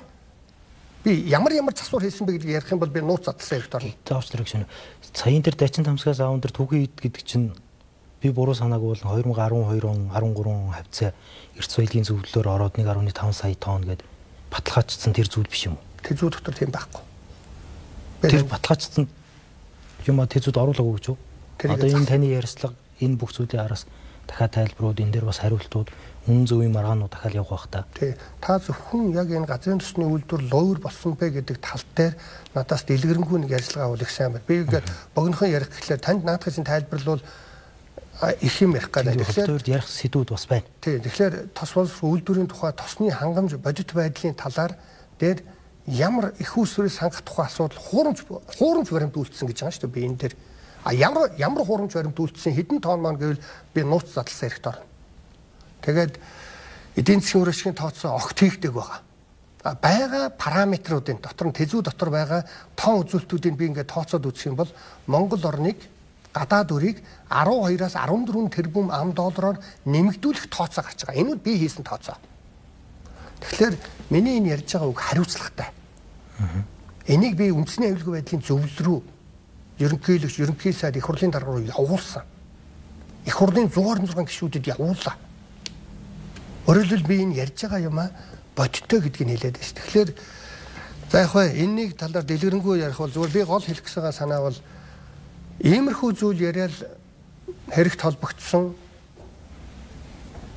би нэг төрийн дээр мафи сандаалаа суудсан бол муу удирдлагууд төрийн дээр байгаа бол сайн чин үнэн сонгогчдын төлөө юм ярихад хамгийн муугаараа цоллуул зов зүдэр шоронд ордгоо гэдэг олон улсын жишг байдаг байх л да. Тэгэхээр би тэрний араас л явж явах шиг байна. Тан дээр үүсгэсэн хэрэгүүдийн нэг зүйл нь мөнгө угаасан. Та сая тодорхой хэлж штэ. Тэр үйлдвэрчний эвлэлтэй холбоотой асуудал гээд өнгөрсөн 5 сарын сүүлээр баха нэг таны хамаарал бүхий нэгэн хүний гэрт очоод лагер байлуу да. Цуслан байлуу. Нэгжлэг хийгээ та нэг лайв хийгээ явчихсан штэ. Тэр жишээлбэл энэ дээр хэрэгт авсрагдсан шалгагдж байгаа нэг хэсэг юм байл шүү дээ. Тэр тухайгаа яагаад дуртахгүй вэ? Тэр юуч байхгүй шүү дээ. Тэрэн дээр зүгээр л тэр юуч байхгүй. Би одоо харин хэлээд байна шүү дээ. Огт тэр юмн дээр байхгүй зүйлийг нэг сошиалор дандаа ялдаг. Одоо бид нэг хэлэх гээд байгаа юм нь төрөүний хоёул баг маш хайрын цагаа алдсан юмн дээр 29/3 дээр гэмт хэрэгт холбогдсон гутлан түтгэлзүүлээ гэдэг үг чинь яагаад их чухал гэж би ойлгосон бэ гэвэл холбогдуулаад АТГ прокуророос шал худлаа мэдээлэл явуулаад сошиалоор зүгээр л шүүхэн шийдвэр гаргаагүй юу ч болоогүй байхад шал худлаа юмар л зүгээр яллаа л. Энэ бол за би бол тоохгүй. Би бол яг хоо энээс цаадах томчуултаа үзчихсэн. Наад бол чинь бол зүгээр юу ч биш. Тэгэхээр яг энэ ингээд даамжраад олон гишүүд дээр олон залуу гишүүд дээр одоо мань мэчиг нөгөө наранд 80 хоног жаварт 60 хоног хатаагдсан гэдэг шиг ийм амтныг ингэж зовоож байгаа юм чинь зөв бусад хүмүүсийг бол зүгээр л чуулган дээр ороод үзээрэй гэж ингэхдээ тэгэл ингээд агшаад өрөөнд дотор ороод алсын өдөртөгтэй болоод суучих ийм парламенттай байхыг би хүсэхгүй байна л гэж хэлээд байгаа юм шиг. Одоо дахиад түрүүний бит хоёрын маш удаан ярьсан зүйл рүү орохгүй. Яг энэ зүйлийг чинь л уг нь хамгаалахын тулд энэ 29-ийн 3 бөгөөд үргэлжлээд энэ 45-ын 2-2-2-3 байгаад байгаа юм. Та энийг байхгүй болгочоор таныг бүр гаргаад тавьчихаар та яаж энэ асуудал ярих юм бэ гэж би. Харин тэгээд таныг за хоёул үндсэн асуудал руу ойлгоод хүндлээд яриад шүү. Та бол үндсэндээ бүрийн эрхтэйгээ байгаа шалгуулад байх нь хамаагүй дээрээ л гэсэн санаа хэлж байгаад асуудал байхгүй бол та өөрийгөө хэлээд та тэгж хэлж байгаа гүтгүүлээд байна. Би хохироод байна гэдэг байна шүү. Хохироод гүтгүүлээд байгаа Ганбаатар гишүүнийг шууд хашааныгаадаа гаргаж болохгүй шүү. Энэ бол парламентын дархлаа юм аа л гэдгийг хэлэх гээд байгаа юм. За тэр лайв хийгээ явж исэн тэр хүмүүс маань таны туслах байсан гэж байгаа. Та тэгээд тухайн үед очингуудаа миний хамаарал бүхий хүний газар нэгжлэг хийлээгээ явж исэн. Тэр тэгээд таны лайв их зөрүүтэй олон юм яригдсан шүү. Тэр одоо тэр хуурай дүү яхаараа юу н таны хамаарал бүхий хүн болоод явчихдаг. Хуурай дүүгийн хэн газарт очиод шалгалт хийхэд их хурлын гишүүний бүрийн ирэхэд халдлаа гэдэг нь яг ямар учиртай. Би лагерын байшингүй. Тэгээд тэнд хуурай дүүгийнхаа тэр миний туслах зөвлөх мөвлөх биш шүү дээ. Тэнд би зундаа гардгаа. Хүүхдүүдээ агаарт гаргадаг. Тэр чи гэр хорооллын хажууд шүү дээ. Тэгээд тэнд байдаг. Тэгэхэд манай гэрлөө орсоо. Тэр бичлэг мэтлэгийн та нарт би үзүүлж болно. Тэгээд би яваад очисон чинь улсын хурлын гишүүний гэрлөө орж болохгүй гэх. Тэгээ хажуу айлууд руу орсоо. Тэгээд тэр чинь одоо та нар надаас болоод өөр хүмүүсийг битгий заваагач л гэдэг байрсаараа би илэрхийлсэн. Одоо тэр 3-4 хаус байгаа мó та. Тэг нэгэн дээр нь би та хэдэн жил амьдарч байгаа? Би энэ 102 сар болсон. Энэ 102 сар өөр байгаагүй даа. Тэр байр нь баригдаад нэг жил мэл болсон байж магадгүй. Жил арай болоогүй ч байж магадгүй. Би таныг харин тухайн үед манай дүүгийнх төрсөн дүү хамаатан садны дүү юм болов гэсэн чинь манай хоорой дүүгээд хамааралгүй хүнийг хэлээд текстээ манай гэр орох гээд гээд тэгсний хурлын гишүүний бүр ирэх гээд би энийг ойлгоо л. Над бичлэг нь байгаа. Манай гэр лөө орох гээд байгаа тэр бичлэгүүд нь байгаа. Түрээсээр байгаа мó эсвэл үнгүй байсан гэсэн үг үү? Тэр та нарт хамаагүй шүү дээ. Би бол танаа гэрийн байна тийм үү? Тий. Танаа гэрийн байна. За тэр нэг юм үйлдвэрчин ер нь та чинь 7 оноос 12 он хүртэл үйлдвэрчний эвлэлд ерөнхийлөгч бас нэг салбар үйлдвэрчний эвлэлийнх нь тэргүүн байсан тий. Тий, боловсрал. Тэнгүүд яг энэ үйлдвэрчний эвлэлийн энэ газар зарагдсан. Хоёрд энэ Сөвчлийн банкны сонсголын үеэр бас яригадаад байсан шүү дээ. Энэ замын цагдаагийн хажууд байдаг зүйлийг таны үед бас газар нь зарагдсан л гэдэл яригадаад бидний нөгөө нэг мэддэг шудраг гişүү маань бас асуудалд ороод явсан шүү дээ. Тэгээ савгаа чи бол ийм шудраг учраас энийг асууж байна. Баярлалаа. Одоо бол сэтгүүлчид бол энийг асуухаасаа яаж шүү дээ. Өөрөөсөө дарангуйлал айц хүйц амар болцоо. Тэгээд яг тэр муу өнрөө шиг баригдчих байл гэж айж байгаа байлгүй дээ. Бодвол тэгэхээр чамд би талархаж байна. За тэгээд чиний саяны хэлсэн зүйлүүд дээр тэр сошиалоор яваад исэн соёлын төв ордны газруудыг зарсан гэдэг асуудлыг ярьж байгаа. За чи сэтгүүлч хүн учраас хэлж байна би. 2007-оос 2012 оны хооронд 13 би 12 онд ажлын үгийг гэж өргөдлөө гаргаад тэгээ 13 онд нөгөө дараагийн хурал болохлоор шийдэн ш тэр чинь. Гишүүн байхлаа нэг жил явц юм уу те? Хэдэн сар. Тэгээд явдггүй л 7-8 сар байна. Тэгээд гэхдээ бол би чи өргөдлөө өгч байгаа шүү дээ 12 онд. Гишүүн болонгот л. Тэгэнгүүт л за чи энэ хугацаанд тэр соёлын туурдын газруудаас өгсөн үү байсан уу гэдгийг он сарын хараарай. Хамгийн наадлынх нь 16 онд өгсөн байгаа. Энд чинь сошиалоор баахан АТГ прокуророос мэдээлэл аваад нэг л газар зарцсан юм шиг явбал би энэ байдлаа хилэнгүүт л нам чимээгүй. Таг. Тэгээд энэ ялах дүгнэлтэнд энэ байхгүй гэдэг байгаа тий. Шалгасан байгаа ялах дүгнэлтэнд байхгүй. За би тэгээд чамд хэлье. Дээр нэмээд тэр 16 онд миний дараагийн ерөнхийлөгчнөөс буруутаа гэж би үг хэлээгүй шүү. За миний үед бол үйлдвэрчний хэвлэлийн газруудаа буцааж авч яасан. Олон газар авсан. Намайг үйлдвэрчний ерөнхийлөгч явахад миний хамт олон анга авахд бид Салинга хараа гэж тавьдаг л байгууллага байсан. Тэгэхэд бид 1.2-оос 1.6 тэрбум төгрөгийн орлоготой болгоод би байгууллага өгч байсан. 186 айлыг орон сууцнд оруулсан. Тэгэхээр тэр одоо хэд хэдэн газрыг буцааж авсан. Харин 16 оны өгсөн тэр газар дээр би дараагийн хүмүүсээ буруутгасангүй. Тэр газрууд нь шүү дээ. Улаанбаатар хотын өмчлөлт байдсан шүү. Үйлдвэрчний хэвлэлийн нөгөө соёлын төв ордны газар чи яг тэр нөгөө цемент хүрээгээрээ газрын зөвшөөрөл манай үйлдвэрчэн дээр байт. Тэр бусад газрууд нь тэр эргэн тойрон газрууд нь Улаанбаатар хотын өмчлөлт одоо би бүр хариуцлагатай юм ярьж штэ. Өмчлөлт манай үйлдвэрчний эзэмшилт бид тэр зүлгийн тайрн одоо усан оргил хийдэг бол усан оргилыг хийн. Тэгэхээр манад бол ямар ч хамаагүй. Тэгэхээр би дараагийн ерөнхийлөгчнөрөө хүртэл одоо буруу юм хийгээгүй. Зүгээр тэн дээр бидний зүгээс энэ газрыг бити ховчлаач гэдэг өмчлөлийн эзэн Улаанбаатар руу зөндөөлөн бичиг явуулсан байт юм аа. Тэгэхээр ингээд би яг дахиад би урт ярьж байгаа бол уучлаарай чи таслаарай намайг зүгээр улсын хурлын гишүүн хүнийг зүгээр ямар ч хамаагүй хүн байвал хэрэг нь олдно гэж хэрэг үүсгээд тэгээд тэр яг тэр ялж байгаа дүгнэлт шал өөр юмар сошиалоор зүгээр ингээд гинт хэрэгтэн болцсон нүдэх энэ бол зүгээр яг гишүүний бүрэн эрх рүү тэр одоо шийдвэр гаргах нөхцөл рүү нөлөөлөх гэж оролдож байна л гэж би ойлгосон лавг нь хамгаалаад байгаа юм л таны яриад байгаа. Тэгэхээр дахиад нэг асуучих. Одоо хоёулаа яг 2 3 хүн тодорхой тань дээр яригдаад байгаа сэдвүүдийг асууж шít. Хоёр дахь буюу одоо олон нийтийн хувьд анхаарлыг нь татсан нэг сэдв бол танай эхнэр дээр олон компани байна гэдэг зүйл яригдсан шүү дээ. Нэг хоёр дахь нь хөгжлийн банкны сонсголын үеэр бас яригдчихсэн тийм. MD Top гэлүүдээ би нэрийг санахгүй байна. Компанийн нэр нэг компани хөгжлийн банкнаас зээл авахд шаардлага хангахгүй байхад зээл нь олгогдсон. Тэр үед та их хурлын гишүүн байсан. Их хурлын гишүүн байсан. Тухайн үед хамтарсан засгийн газар байсан. Тэр үед таны орсон эвслээс бас тэр засгийн газарт байсан. За энэ бол зүгээр улс төрийн хувьд миний хувьд хэлж байгаа нэг мэдээлэл шүү.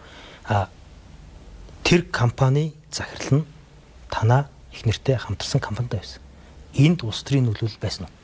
За лавга мэдээж одоо чи боломжгүй байх зүгээр. Энэ бол орон үндэсгүй мэдээлэл шүү. Чи бол яг сонссон юм аа л ярьж байгаа байх. Би сонссон биш. Тэр хөгжлийн банкны сонсгол дээр яригдаа та өөрөө гэрчээр орж ирээ сууж ирсэн шүү дээ тийм ээ. Хөгжлийн банкн дээр байхгүй. Тэр гэрчээр ороогүй юу? Үгүй. Би харин гэрчээр орсон тийм ээ. Гэрчээр орсон юм аа одоо би танд ярина. Дуудагдсан юм байгаа. Тэрийг ярина. Саяны хөгжлийн банктай холбоотой юм ерөөсө зүгээр л ёстой гүтгэлэг шүү. Тэгээд тэр нь энэ хэрэг мэрэг дотор юу ч байхгүй. За тэрийг байхгүй юм байна тийм ээ. Аль биесээр хэллээ шүү. За тэрэн дээр бол одоо харин нүүрсний сонсгол дээр би гэрчээр дуудагдсан. Энэ Батмөрийн инквайрийн нүүрсний сонсгол дээр. За Батмөрийн инквайр бол нарийн ярил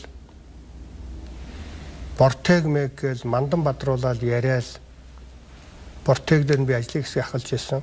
Тэр бол нүүрс мөрс одоо угаах үйлдвэрлэл гэж би ойлгосон шүү. Тэгээд энэ бол ерөөсөө л ухаан удгийг MCS-ийг энэ одоо хамгийн том нүүрсчнийг чимээгүй болгохын тулд захиалгаар одоо ухаан удгийн тавиул шиг ажилласан л гэж би үздэг. Тэгэл ерөөсөө мань мэтийн хүртэл нүүрстэй холбоол дуудаал. Тэгээд тэрэн дээр за Ганбаатарын эхнэр нь одоо Болор Аграм гэдэг компаниараа одоо энэ хөрс суулт 5 баг 5 юм шиг байлаа шүү. Баг 5 хөрс суулт хийсэн байна. Тэдэн тэрбум төгрөгийн мөнгө төгрөг угааж идэж уулсан байна гэсэн тийм мэдгдлийг хийгээд маш цогтойгоор тэр бүлтгэрнүүдээр зүгээр бүстийтэл нь арт түмэнд аимшигтайгаар ярьсан. Тэгээд би одоо энэ ямар ногоо малгайтай юм шиг сэтгэдэг хөхт вэ гэж залуу вэ гэж бодоод тэгээд их нартайгаа ярьсан юу тийм байх. Тэгээд би тэр сонсгол дээр асуусан. Энэ хоёроо наа чи яг ямар компани юм байна? Тэр 5 World 5 гэдэг үлээ тэр компани ямар юм байна гэсэн чинь интернет компани байна гэж байгаа. Интернет компани нүүрс уухгүй шүү дээ. За тэгээд тэр компанитай холбоотой юу гэдэг би танд одоо бичиг үзүүлэх гэдэг шүү. 2024 оны 2 сарын 28-нд 6 дроп 3777 гэсэн бичгээр Баян Түмэн гэдэг дарга эрхэлсэн комиссар ийм юм ямар ч шалгагдаагүй байна. Ийм байхгүй. Энэ ямар худлаа мэдээлэл байна гэдэг нь надад ингээд авилгалтай тэмцэх газраас бичиг ирсэн. Өөрөөр хэлбэл бид эхнэр бит хоёр бие биенээ өөрсдөө авилгалтай тэмцэх газарт өглөө гэсэн үг шүү дээ. Тэгэхээр ингэж хов хонзонгоор бүх ажлыг хийж болохгүй. Хэрвээ тэгээ хов хонзонд өртөөд явж байвал зүгээр бүрэн эрхийн ард нуухдахгүйгээр энэ бүрэн эрхээр нь зүгээр энэ ард түмний төлөө гэдэг энэ ямыг бити барьцаанд оруулаад гэдэг юм санааг бий хэлээд байгаа шүү. Нэгдмэл сонирхолтой эсэх мэдээлэл, хувийн ашиг сонирхлын мэдүүлэг болон хувийн орлогын мэдүүлгийн систем, хяналт лавлгааны нэгдсэн систем бүртгэлгүй байна. Энэ нь юу гэсэн үг вэ гэхээр таны өгсөн хөрөнгө орлогын мэдүүлэг буюу хоомд бүртгэлгүй байна л гэсэн үг тийм үү? Энэ дотор юу ч байхгүй. Хоёр дахь нь Эрдэнэс 5-7 компани хөр суулттай холбоотой асуудлаар Б тунгалагт холбогдуулан хэрэг бүртгэлд мөрдөн байцаалтын хэрэг одоогоор шалгагдаагүй байна гэсэн комиссар Баян Түмэнгийн юм байна. Одоогоор. Тэгэхээр энэ зэрэг шалгагдж байгаагүй юмн дээр юуных нь буруу байх вэ? Хэзээ шалгагдж байгаагүй? Өмнөөс хойш нэг шалгаагүй. Одоо энэ чи 24 он шүү дээ. Одоо чи 25 он шүү. Тэгэхээр нэг шалгагдаагүй. Тэгэхээр ингэж бие биенээ гүтгэж доромжлох хов хонзонгийн талбар битгий бол гэдгийг л би дахин дахин хэлж байгаа шүү. Энэ их хурлын гишүүний бүрэн эрх гэдэг бол яг ийм таны хэлээд байгаа шиг зүйл үүсгээс л сэргийлээд байгаа. За хэсэг хугацааны дараагийн бол таны эрх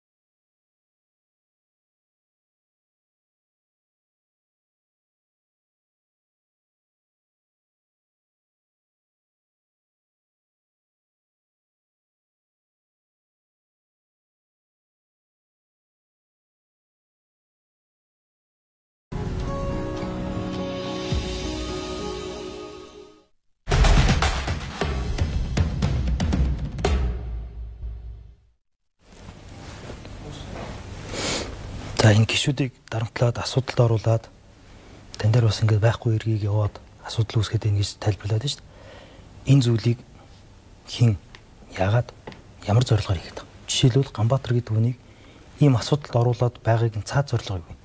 Би танд хэлсэн шүү дээ. Би хааны өдөөс үг хэлсэн. Хаан гэдэг одоо Монгол улс хаан болж байна л да. Би хөрөлсгүй хэлсэн. За ерөнхийлөгч. Тэгээ нэр нь би нэртэй ярьж шүү дээ. Би чинь бүтэн 9 саржингаал ярьлаа шүү дээ. Сая нэг намын дотоод 2 зодон болоод яг энэ доторх зодоонд нь би оролцоод явах үгээд дуугаа байна. Зүгээр ер нь тэдэнд ясыг минь хугалснаас нэр хүндийг минь гутаах нь хамаагүй дээр л дээ. Тэднээсийн хувьд бол. Тэгээд би чин үнд ухааудаг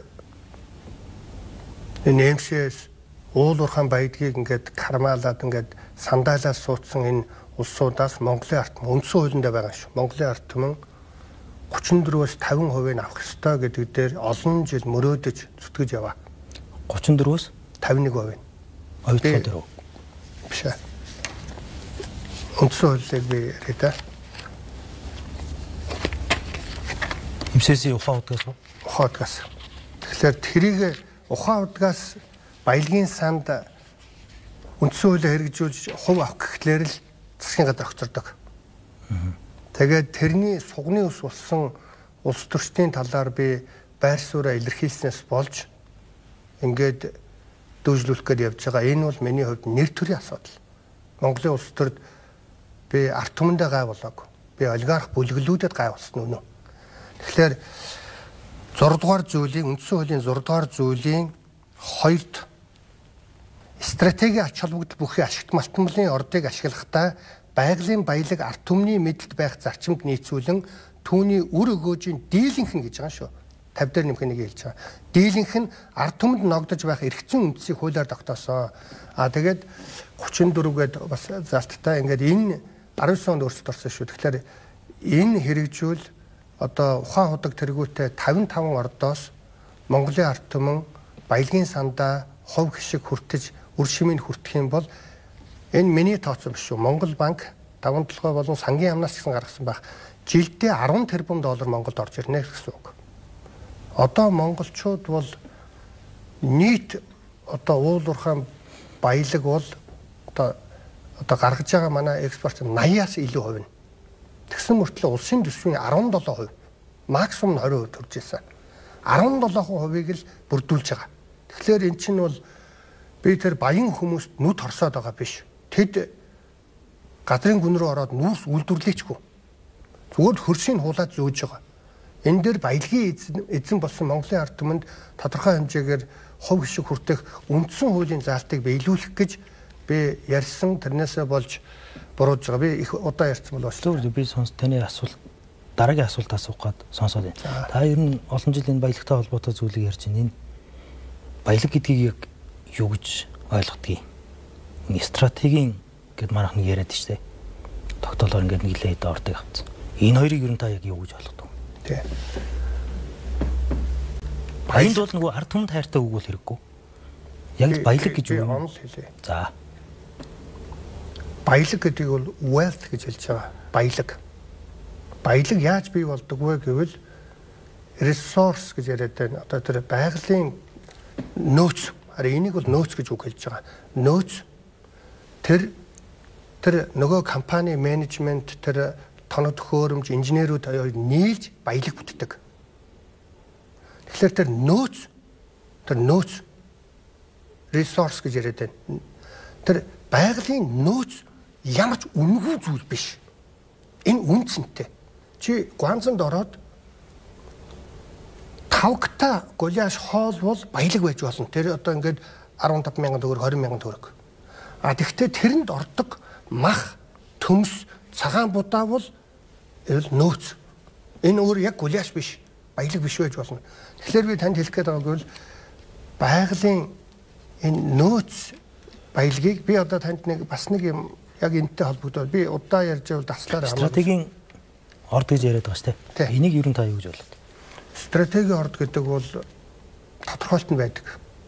Ерөөсөө л Монгол одоо улсын төсвийн 5 хүртэл хувь билүү дээ. Улсын төсвийн одоо дотоодын нийт бүтээгдэхүүн шүү. 5% хэмжээний одоо хөтөн шадалтай эдийн засгийн үр өгөөчтэй төсөл хөтөлбөр уул уурхайг одоо стратеги гэж үзнэ гэж байгаа. А хоёрдугаарт уран 5% хүрэхгүй байж болно. Уран бол өөрөө стратегид ордог. Стратегийн бүтээгдэхүүн байна. Стратегийн бүтээгдэхүүн баг. Бүтээгдэхүүн тий. Тэгэхээр орд гэдэг дээр бол би түрүүний тодорхойлчихсон.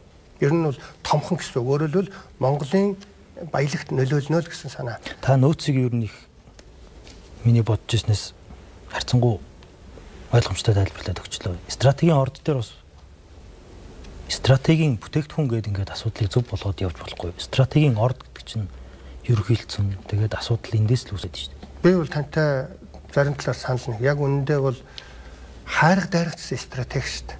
Энэ чи яг стратегийн бүтээгдэхүүн байхгүй. Яг бүтээгдэхүүн гэж явах. Тэгэхээр бол энэ бол яг онлын маргаа их явдаг. Тэгээ би яг энэ уучлаарай энэ хуулийн одоо нэг өөрчлөлт хийх саналыг та гаргаж штэ тий. Одоо ингээ 12 дахь жилээ сууж байгаа хүн за 10 жил лав суудсан байгаа даа шүү энэ парламент. Та ер нь хэдэн хууль батлуулж хэдэн хуулийн төсөл өргөн барьсан хүн юм бэ өнгөрсөн хугацаанд? Би нэг 27 байна уу да. За тоог нь бүр сүүлийн хугацаанд бас наривчлал гаргая. Би 20 гаруй хууль баталсан. Одоо өргөн барьсан. Зарим батлагдсан, зарим хэдэн. За ямар ч байсан эрүүл мэндийн даатгалын хууль миний хар байгаа. Нэг хууль уу? Нэг хууль. Тэгээд 7-8 хууль байгаа шүү. Би тэднээс бүгдээ тань чагсаалтаар явуулъя. За эрүүл мэндийн даатгалын хууль бол надад бол хамгийн их ачаалал өгч зовж зүдрээж ирсэн. Тэгээд батлуулсан 7-8 хууль байгаа. Энэ та одоо нэг зүйлийг нэвтрүүлгийн маань цаг ерөн дуусгах өгч байна. Хоёлаа одоо ингээд үндсэн хуулиар яриад ингээд суугаад байвал маш их цаг хугацаа орохоор би ерөн тантай нэлээд удаан ярихаар боломжтой юм байна. Хоёлаа олон зүйлийг олон талаас нь хараад. Энэ шууд та нэг хариултыг өгөөч. Ерөнхийлөгчийн зүгээс орж ирлээ гэдэг энэ зүйл чинь та ерөнхийлөгчд нөгөө өөрийгөө бэлэн болсон 20 жил бэлтгэлээгээл яриад байгаа энтэй холбоотой юм уу? Үгүй юу. Тийм холбоотой байх талтай. Яг тэгвэл 2013 онд ерөнхийлөгчийн сонгуулийн өмнө намайг бас одоо яг энэ саяны ярьсан юмнуудаар ч одоо баг 4-5 шалгасан шүү дээ. Энд чи одоо нэлээ 4 дахь вэ 5 дахь удаа. Тэгээд дээр ингээл нэг сонгуул болохын өмнө юм уу ингээл банк шалгадیں۔ Улсын их хурлын сонгуулийн өмнө шалгадаг байсан. Тэгэхээр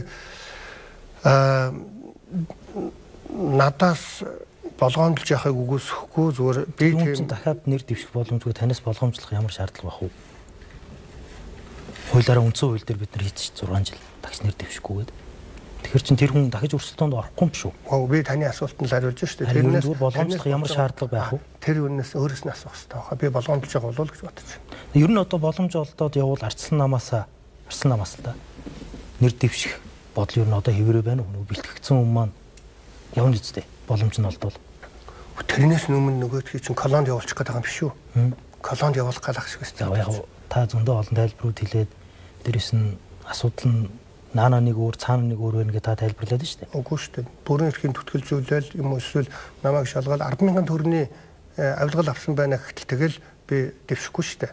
Тэгэхээр торгуулийн та байхтал болоо дэвшихгүй. Тэгэхээр бол ерөнхийдөө ер нь бол горилох уу гэж би асуугаад байна л да. Хэрвээ данаа нам ер нь нэг улс төр дээр нэг юм хамгаалаад ингээ явуул танд боломж олдвол та ер нь горилох уу?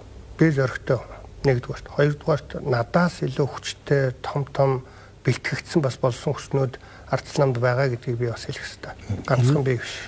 Та ер нь улс төрийн үзэл баримтлалын хувьд яг ямар үзэл баримтлал? Социал-демократ. Социал-демократ. Одоо энэ ардсан намд ер нь яг яаж нийцэж байгаад байна? Ардсан нам 5 намаас бүтсэн. Тэр 5 намын нэг нь социал-демократ нам. Гэхдээ ардсан намын үндсэн дүрмээр байгаа. Эрдэнэ гэдэг хүн хамгийн сүлд хийсэн л дээ. Бичгтэйгүй байсан шиг санагдаад. Баруун төвийн гэж байгаа шүү дээ. Либерал үзэлтэй л дээ. Либерал гэж ярьдаг. Тэн дээр та яаж ингэж нийцэд байгаа юу ингэж тогтоогоод байгаа? Тэгээ би танаас тэгвэл нэг юм тодруулъя. Энийг хэлэх юм байна. Та хугацаа явж байгаа. Либерал буюу liberty гэдгийг та яг юу гэж ойлгодог вэ? Би тэгээд одоо би ярив. Энийг одоо ийм зарим үгсийг бид нарт ингээд муу юм шиг, муухай юм шиг олон зүйл рүү хувиргаад байгааг нэг нь liberty гэдэг үг сүүлийн үед болох гээд байгаад би харамсаж байна. Миний хувийн ойлгож байгаа үзлэр бол энэ бол эрх чөлөө юм аа л гэсэн үг. Бизнесийн өвний эрх чөлөө гэсэн үг. Би таныг маш хүндэлж байна. Их сайхан юм ярьж байна. Liberty гэдэг бол freedom гэсэн үг биш. Эрх чөлөө гэдэг бол freedom гэж тусдаа үгтэй. Liberty гэдэг үг бол lib гэж үг нь бол латин гаралтай. Өөрөөр хэлбэл чөлөөлөх гэсэн үг. Одоо Liberation Army эднэр гэж яриад байгаа либ чөлөөлөх, эрти гэдэг бол эрти гэдэг дагуур бол анагаахын хэллэгт их байдаг л да латин үг. Боомлох гэсэн үг. Өөрөөр хэлбэл liberty гэдэг бол эрх чөлөөг боомлох гэсэн үг. Бүр яг онол нь бол эрх чөлөөг боомлох. Бүр freedom гэдэг үгнээс өөр. Тэгэхээр би нөгөө үндсэн хуультайгаа холбоод саяны нөгөө та үзэл баримтлал асуусан учраас ярьж байгаа. Liberty гэдэг бол анх Францад яах гэж үүссэн бэ гэвэл хааны дур зоргын эрх мэдлийг боомлё гэж анхны Францын хувьсгал гарсан. Тэр хаартын гэрээ ч гэсэн энэтэй холбоотой. Тэгэхээр би эрх чөлөө байхгүй нэг хүний юмнаас гарч байгаа. Дуусгах чинь. Тэгэхээр одоо би яагаад энд байгаад байдэм бэ гэдэг бол ардсан намын үндсэн үзэл бодол бол дарангуйлагч дур зоргоороо аашилдаг улс төрч тэр одоо бүлэглүү одоо улс төрийн хүчийг боомлж яг ард иргэдэд одоо эрх чөлөөг олох ёстой шүү гэсэн. Liberty гэдэг үг нь энэ шүү. Тэгэхээр би бол дарга нартай одоо энэ эрх баригч нартай тэмцэнэ гэдэг бол бас би зөв газараа байгаа юм болов уу гэж гордоод байгаа шүү. Таны нөгөө үндсэн улс төрийн үзэл баримтлалаар тооцохоор заавал таныг чинь сүүл нэрээс тоолоод утсан чинь 5 нам солилцсон байгаа гэдэг тийм ээ. Энэ 5 дахь тийм ээ. Яг таарсан үзэл баримтлал чинь энэ тал байгаа юм шүү. Ардын нам руу ер нь явуудчвал яг нийцэх юм шүү. Бид нар чинь социал демократ өөрсдөө тодорхойлсон. Тэгэхдээ ер нь хэзээ хэлэх үү? Бодол байна уу? Би яриад дуусгач да. Та асуу дуусна. Тэгэхээр намайг олон намд амтсан л гэж их гоочилдог. Би Монголын ард түмнээс урваагүй. Би баялагын эх оронч үзлээс нэгч урваагүй. Өнөөдөр одоо иргэний хөдөлгөөн гэж би олон жил явлаа. Тэрэн дээр би зөвхөн баялагийг Монголын ард түмэнд үр ашигтай болгооч л гэж ярьсан. Дараа нь бейдаж гишүүн болж гарч ирсэн. Баялагийг ард иргэдэд өргөх өгөөчтэй бай, сургууль цэцэрлэг эмнэлэг ажлын байр болгоё гэсэн. 3 дугаарт сонгуульд нэр дэвшигсэн бейдаах боломж байхгүй болсон. Би эрхчлэл бүгд найрамдхөлөө нэг биш эрхчлөө нэг намаас нэр дэвшсэн. За тэгээд дараа нь 16 онд баг. Тэгээд би унсан. Тэгээд дараад нь хүн намыг байгуулсан. Тэгээ хүн намыг байгуулад бас тэгээд одоо очроо олоогүй гарсан. Хүн нам чинь нэлээ эртний 13-4 оны үе л дээ. Тий 12-3 онд би байгуулсан. Тэгээд яг хүн намынхаа одоо сайн л явж байвал болоо. Тэгээд дараад нь тэгэхээр би чамд хэлэх гээд байгаа юм гэвэл би ард иргэдийнхээ эрх ашиг баялагын эх оронч үзэл гэдэг энэ үзэл бодлоос нэг чухалж байгаагүй. Би яг танаас яагаад энэ намын үзэл баримтлалыг асуугаад байна гэхээр тогтсон үзэл баримталтай. Одоо ерөнхийлөгч дэвших хэмжээний гэдэг чинь одоо 50 гарсан хүн гэсэн үг шүү дээ. Энэ олон жил явсан хүн өөрийн гэсэн үзэл баримтлалаа сонгоцсон, тэрийгэ чин шударгаар дагцсан, тэрнийхээ төлөө тодорхой зүйлсээ хийцэн байх ёстой юм болоодаа л гэсэн бодлоор таныг сольсон намуудыг харахаар бүгд өөр үзэл баримталтай байгаад байсан. Одоо байгаа намтайгаа тэс өөр үзэл баримталтай энд яаж нийцээд байгаа гэдгийг ойлгохгүй байгаа учраас л асууад байгаа. Монголд нам бүх зүйлийг замруулж ийн гэж хүмүүс айгу буруугаар ярьдаг. Гэтэл улс төрийн нам нь өөрөө төлөвшөөгүй учраас өнөөдрийн бүх зүйл өрнөсөн. Энэ төлөвшлгүй байдал нь үзэл баримталтай өмнөж байдгүй хүмүүсээс л болдсон болоодаа л гэж би боддог. Би таны байр суурийг маш сайн хөндлөж шүү. Сая Берни Сандерс Америкийн сайн улс төрчлөлтөө тэр нэг өчигдөр нэг пост хийсэн байсан. Ер нь бол намууд бүгд дэлхийд даяараа сүрчглээ. Барууны нам, зүүнний нам, баруун төв, зүүн төв гэж энэ тэнэг байдлаа ярихаа зогсоогоод дэлхийд даяар намууд дээдчүүд үйлчилдэг нам, доодчүүд үйлчилдэг нам гэж дээд доод гэж хуваагдсан. Баруун зүүн гэхээ болцсон гэд инээд төрөгжсэн. Тэгээд манай Монголд болохоор намууд бол сонгуулийн өмнө бүгдөө ард түмэн хайртай гэж дандаа зүүн юм ярина. Зүгээр 100,000 тараа, 20,000 тараа хүүхд юу ч гэдэг. Тэгээд гарч ирснийхаа дараа шууд тэгэл баялагийг сандаалаас суутсан энэ хулгайч бүлэглүүдийн сугны ус болоо явдаг л би хамгийн харамсдаг. Энэ бол тэгэхээр би энэ дээр одоо би таны байр суурийг хөндлөөд би бол баялагийг Монголын ард түмэнд хүртээлтэй байх ёстой гэдгээр ганцхан байр суурь дээр хатуу байдаг. Баялагийг ард түмэнд тэгш хүртээмжтэй байх ёстой. Гэхдээ энэ бол хизээч бэлэн мөнгө гэж болохгүй.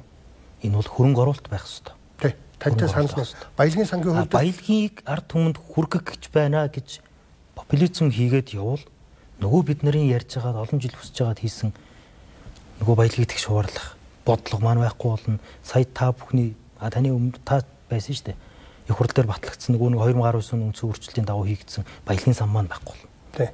Яг тантай санал нэг баялагын сангийн хуулийн дотор яг таны санал орцсон байгаа. Өөрөөр хэлбэл бэлэн мөнгөөр тараахгүй шүү. Дэд бүтэц, сургууль цэцэрлэг эмнэлэг, ажлын байрны томоохон дэд бүтцүүдэд гэж үг байгаа.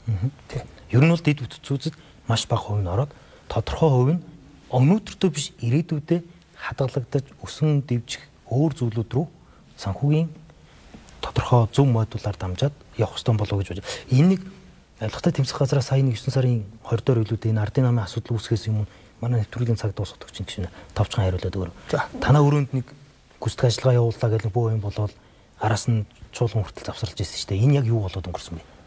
За нэрийг хэлээд яг өөрхий нэг байцаагч ирээл тэгэл гүйцэтгэх ажиллагаа явуулсан. Гүйцэтгэх ажиллагаа гэж юу гэлдэм бэ гэвэл далтаар нууцаар орохыг хэлнэ. Айлын гашаа руу ингээд сэмхэн гашаад авч ивэл тэр бол гүйцэтгэх ажиллагаа. Би яг тодорхойлт асуух гэж байлаа. Гүйцэтгэх ажиллагаа явуулсан гэдэг. Тэр нь тэгээ 5 дахь өдөр өдрийн цагаар танаа руу төрийн ордонд яаж нууц талтаар орох? Би танд шууд хэлье. Тэр өөр хүний нэр орж ирсэн. За. Өөр хүний нэрээр гэдэг бол нүүр багтаа хүн гэсэн үг. За. Тэгээд танаа өрөө чоочтой байхад нууцаар орсон юм уу?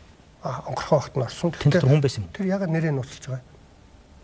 Би бол тааштай нэг өөрөөс нь асуух хэрэгтэй байх.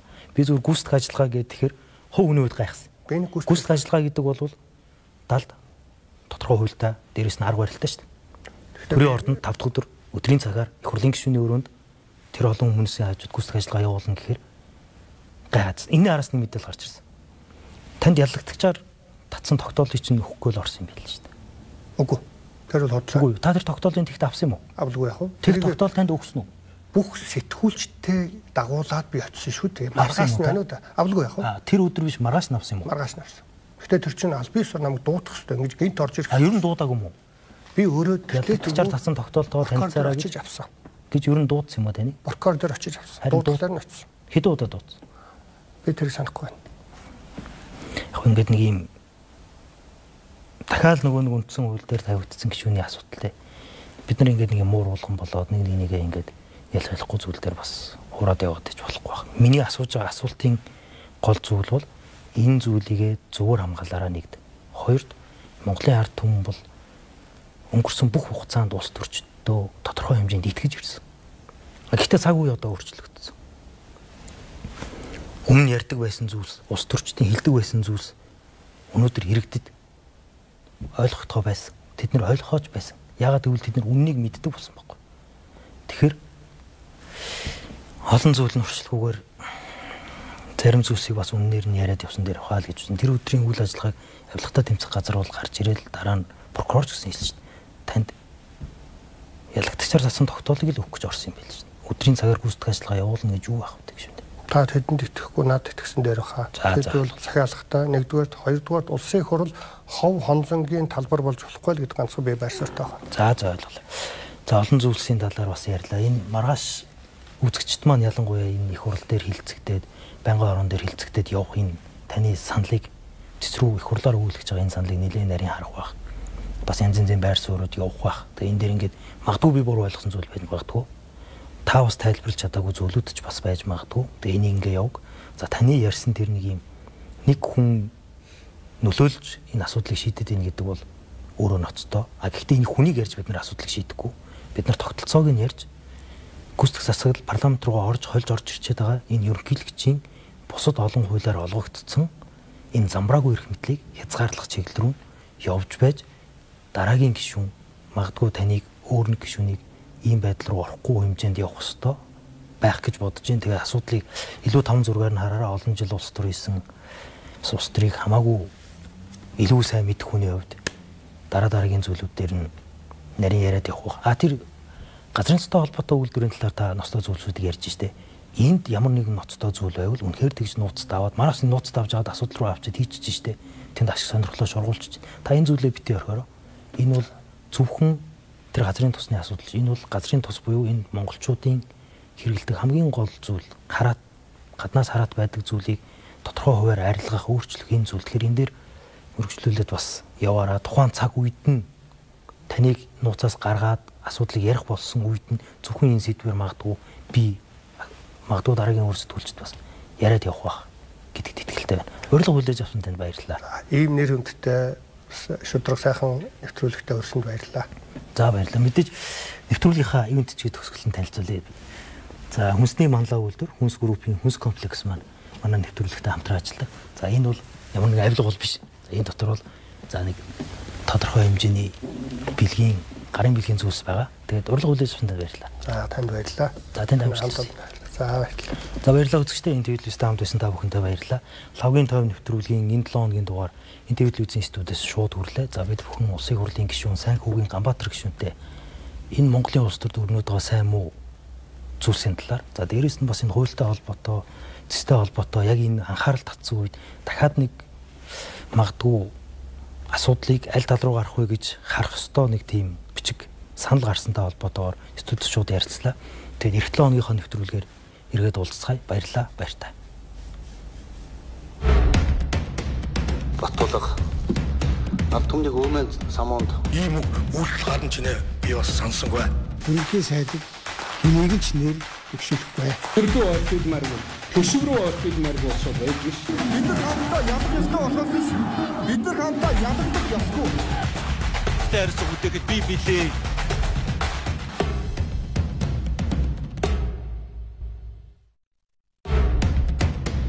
Батулга Өндөрлөлийн мэслэгтэй бэлтгэн дурлагдсан пицца худалдаанд гарлаа.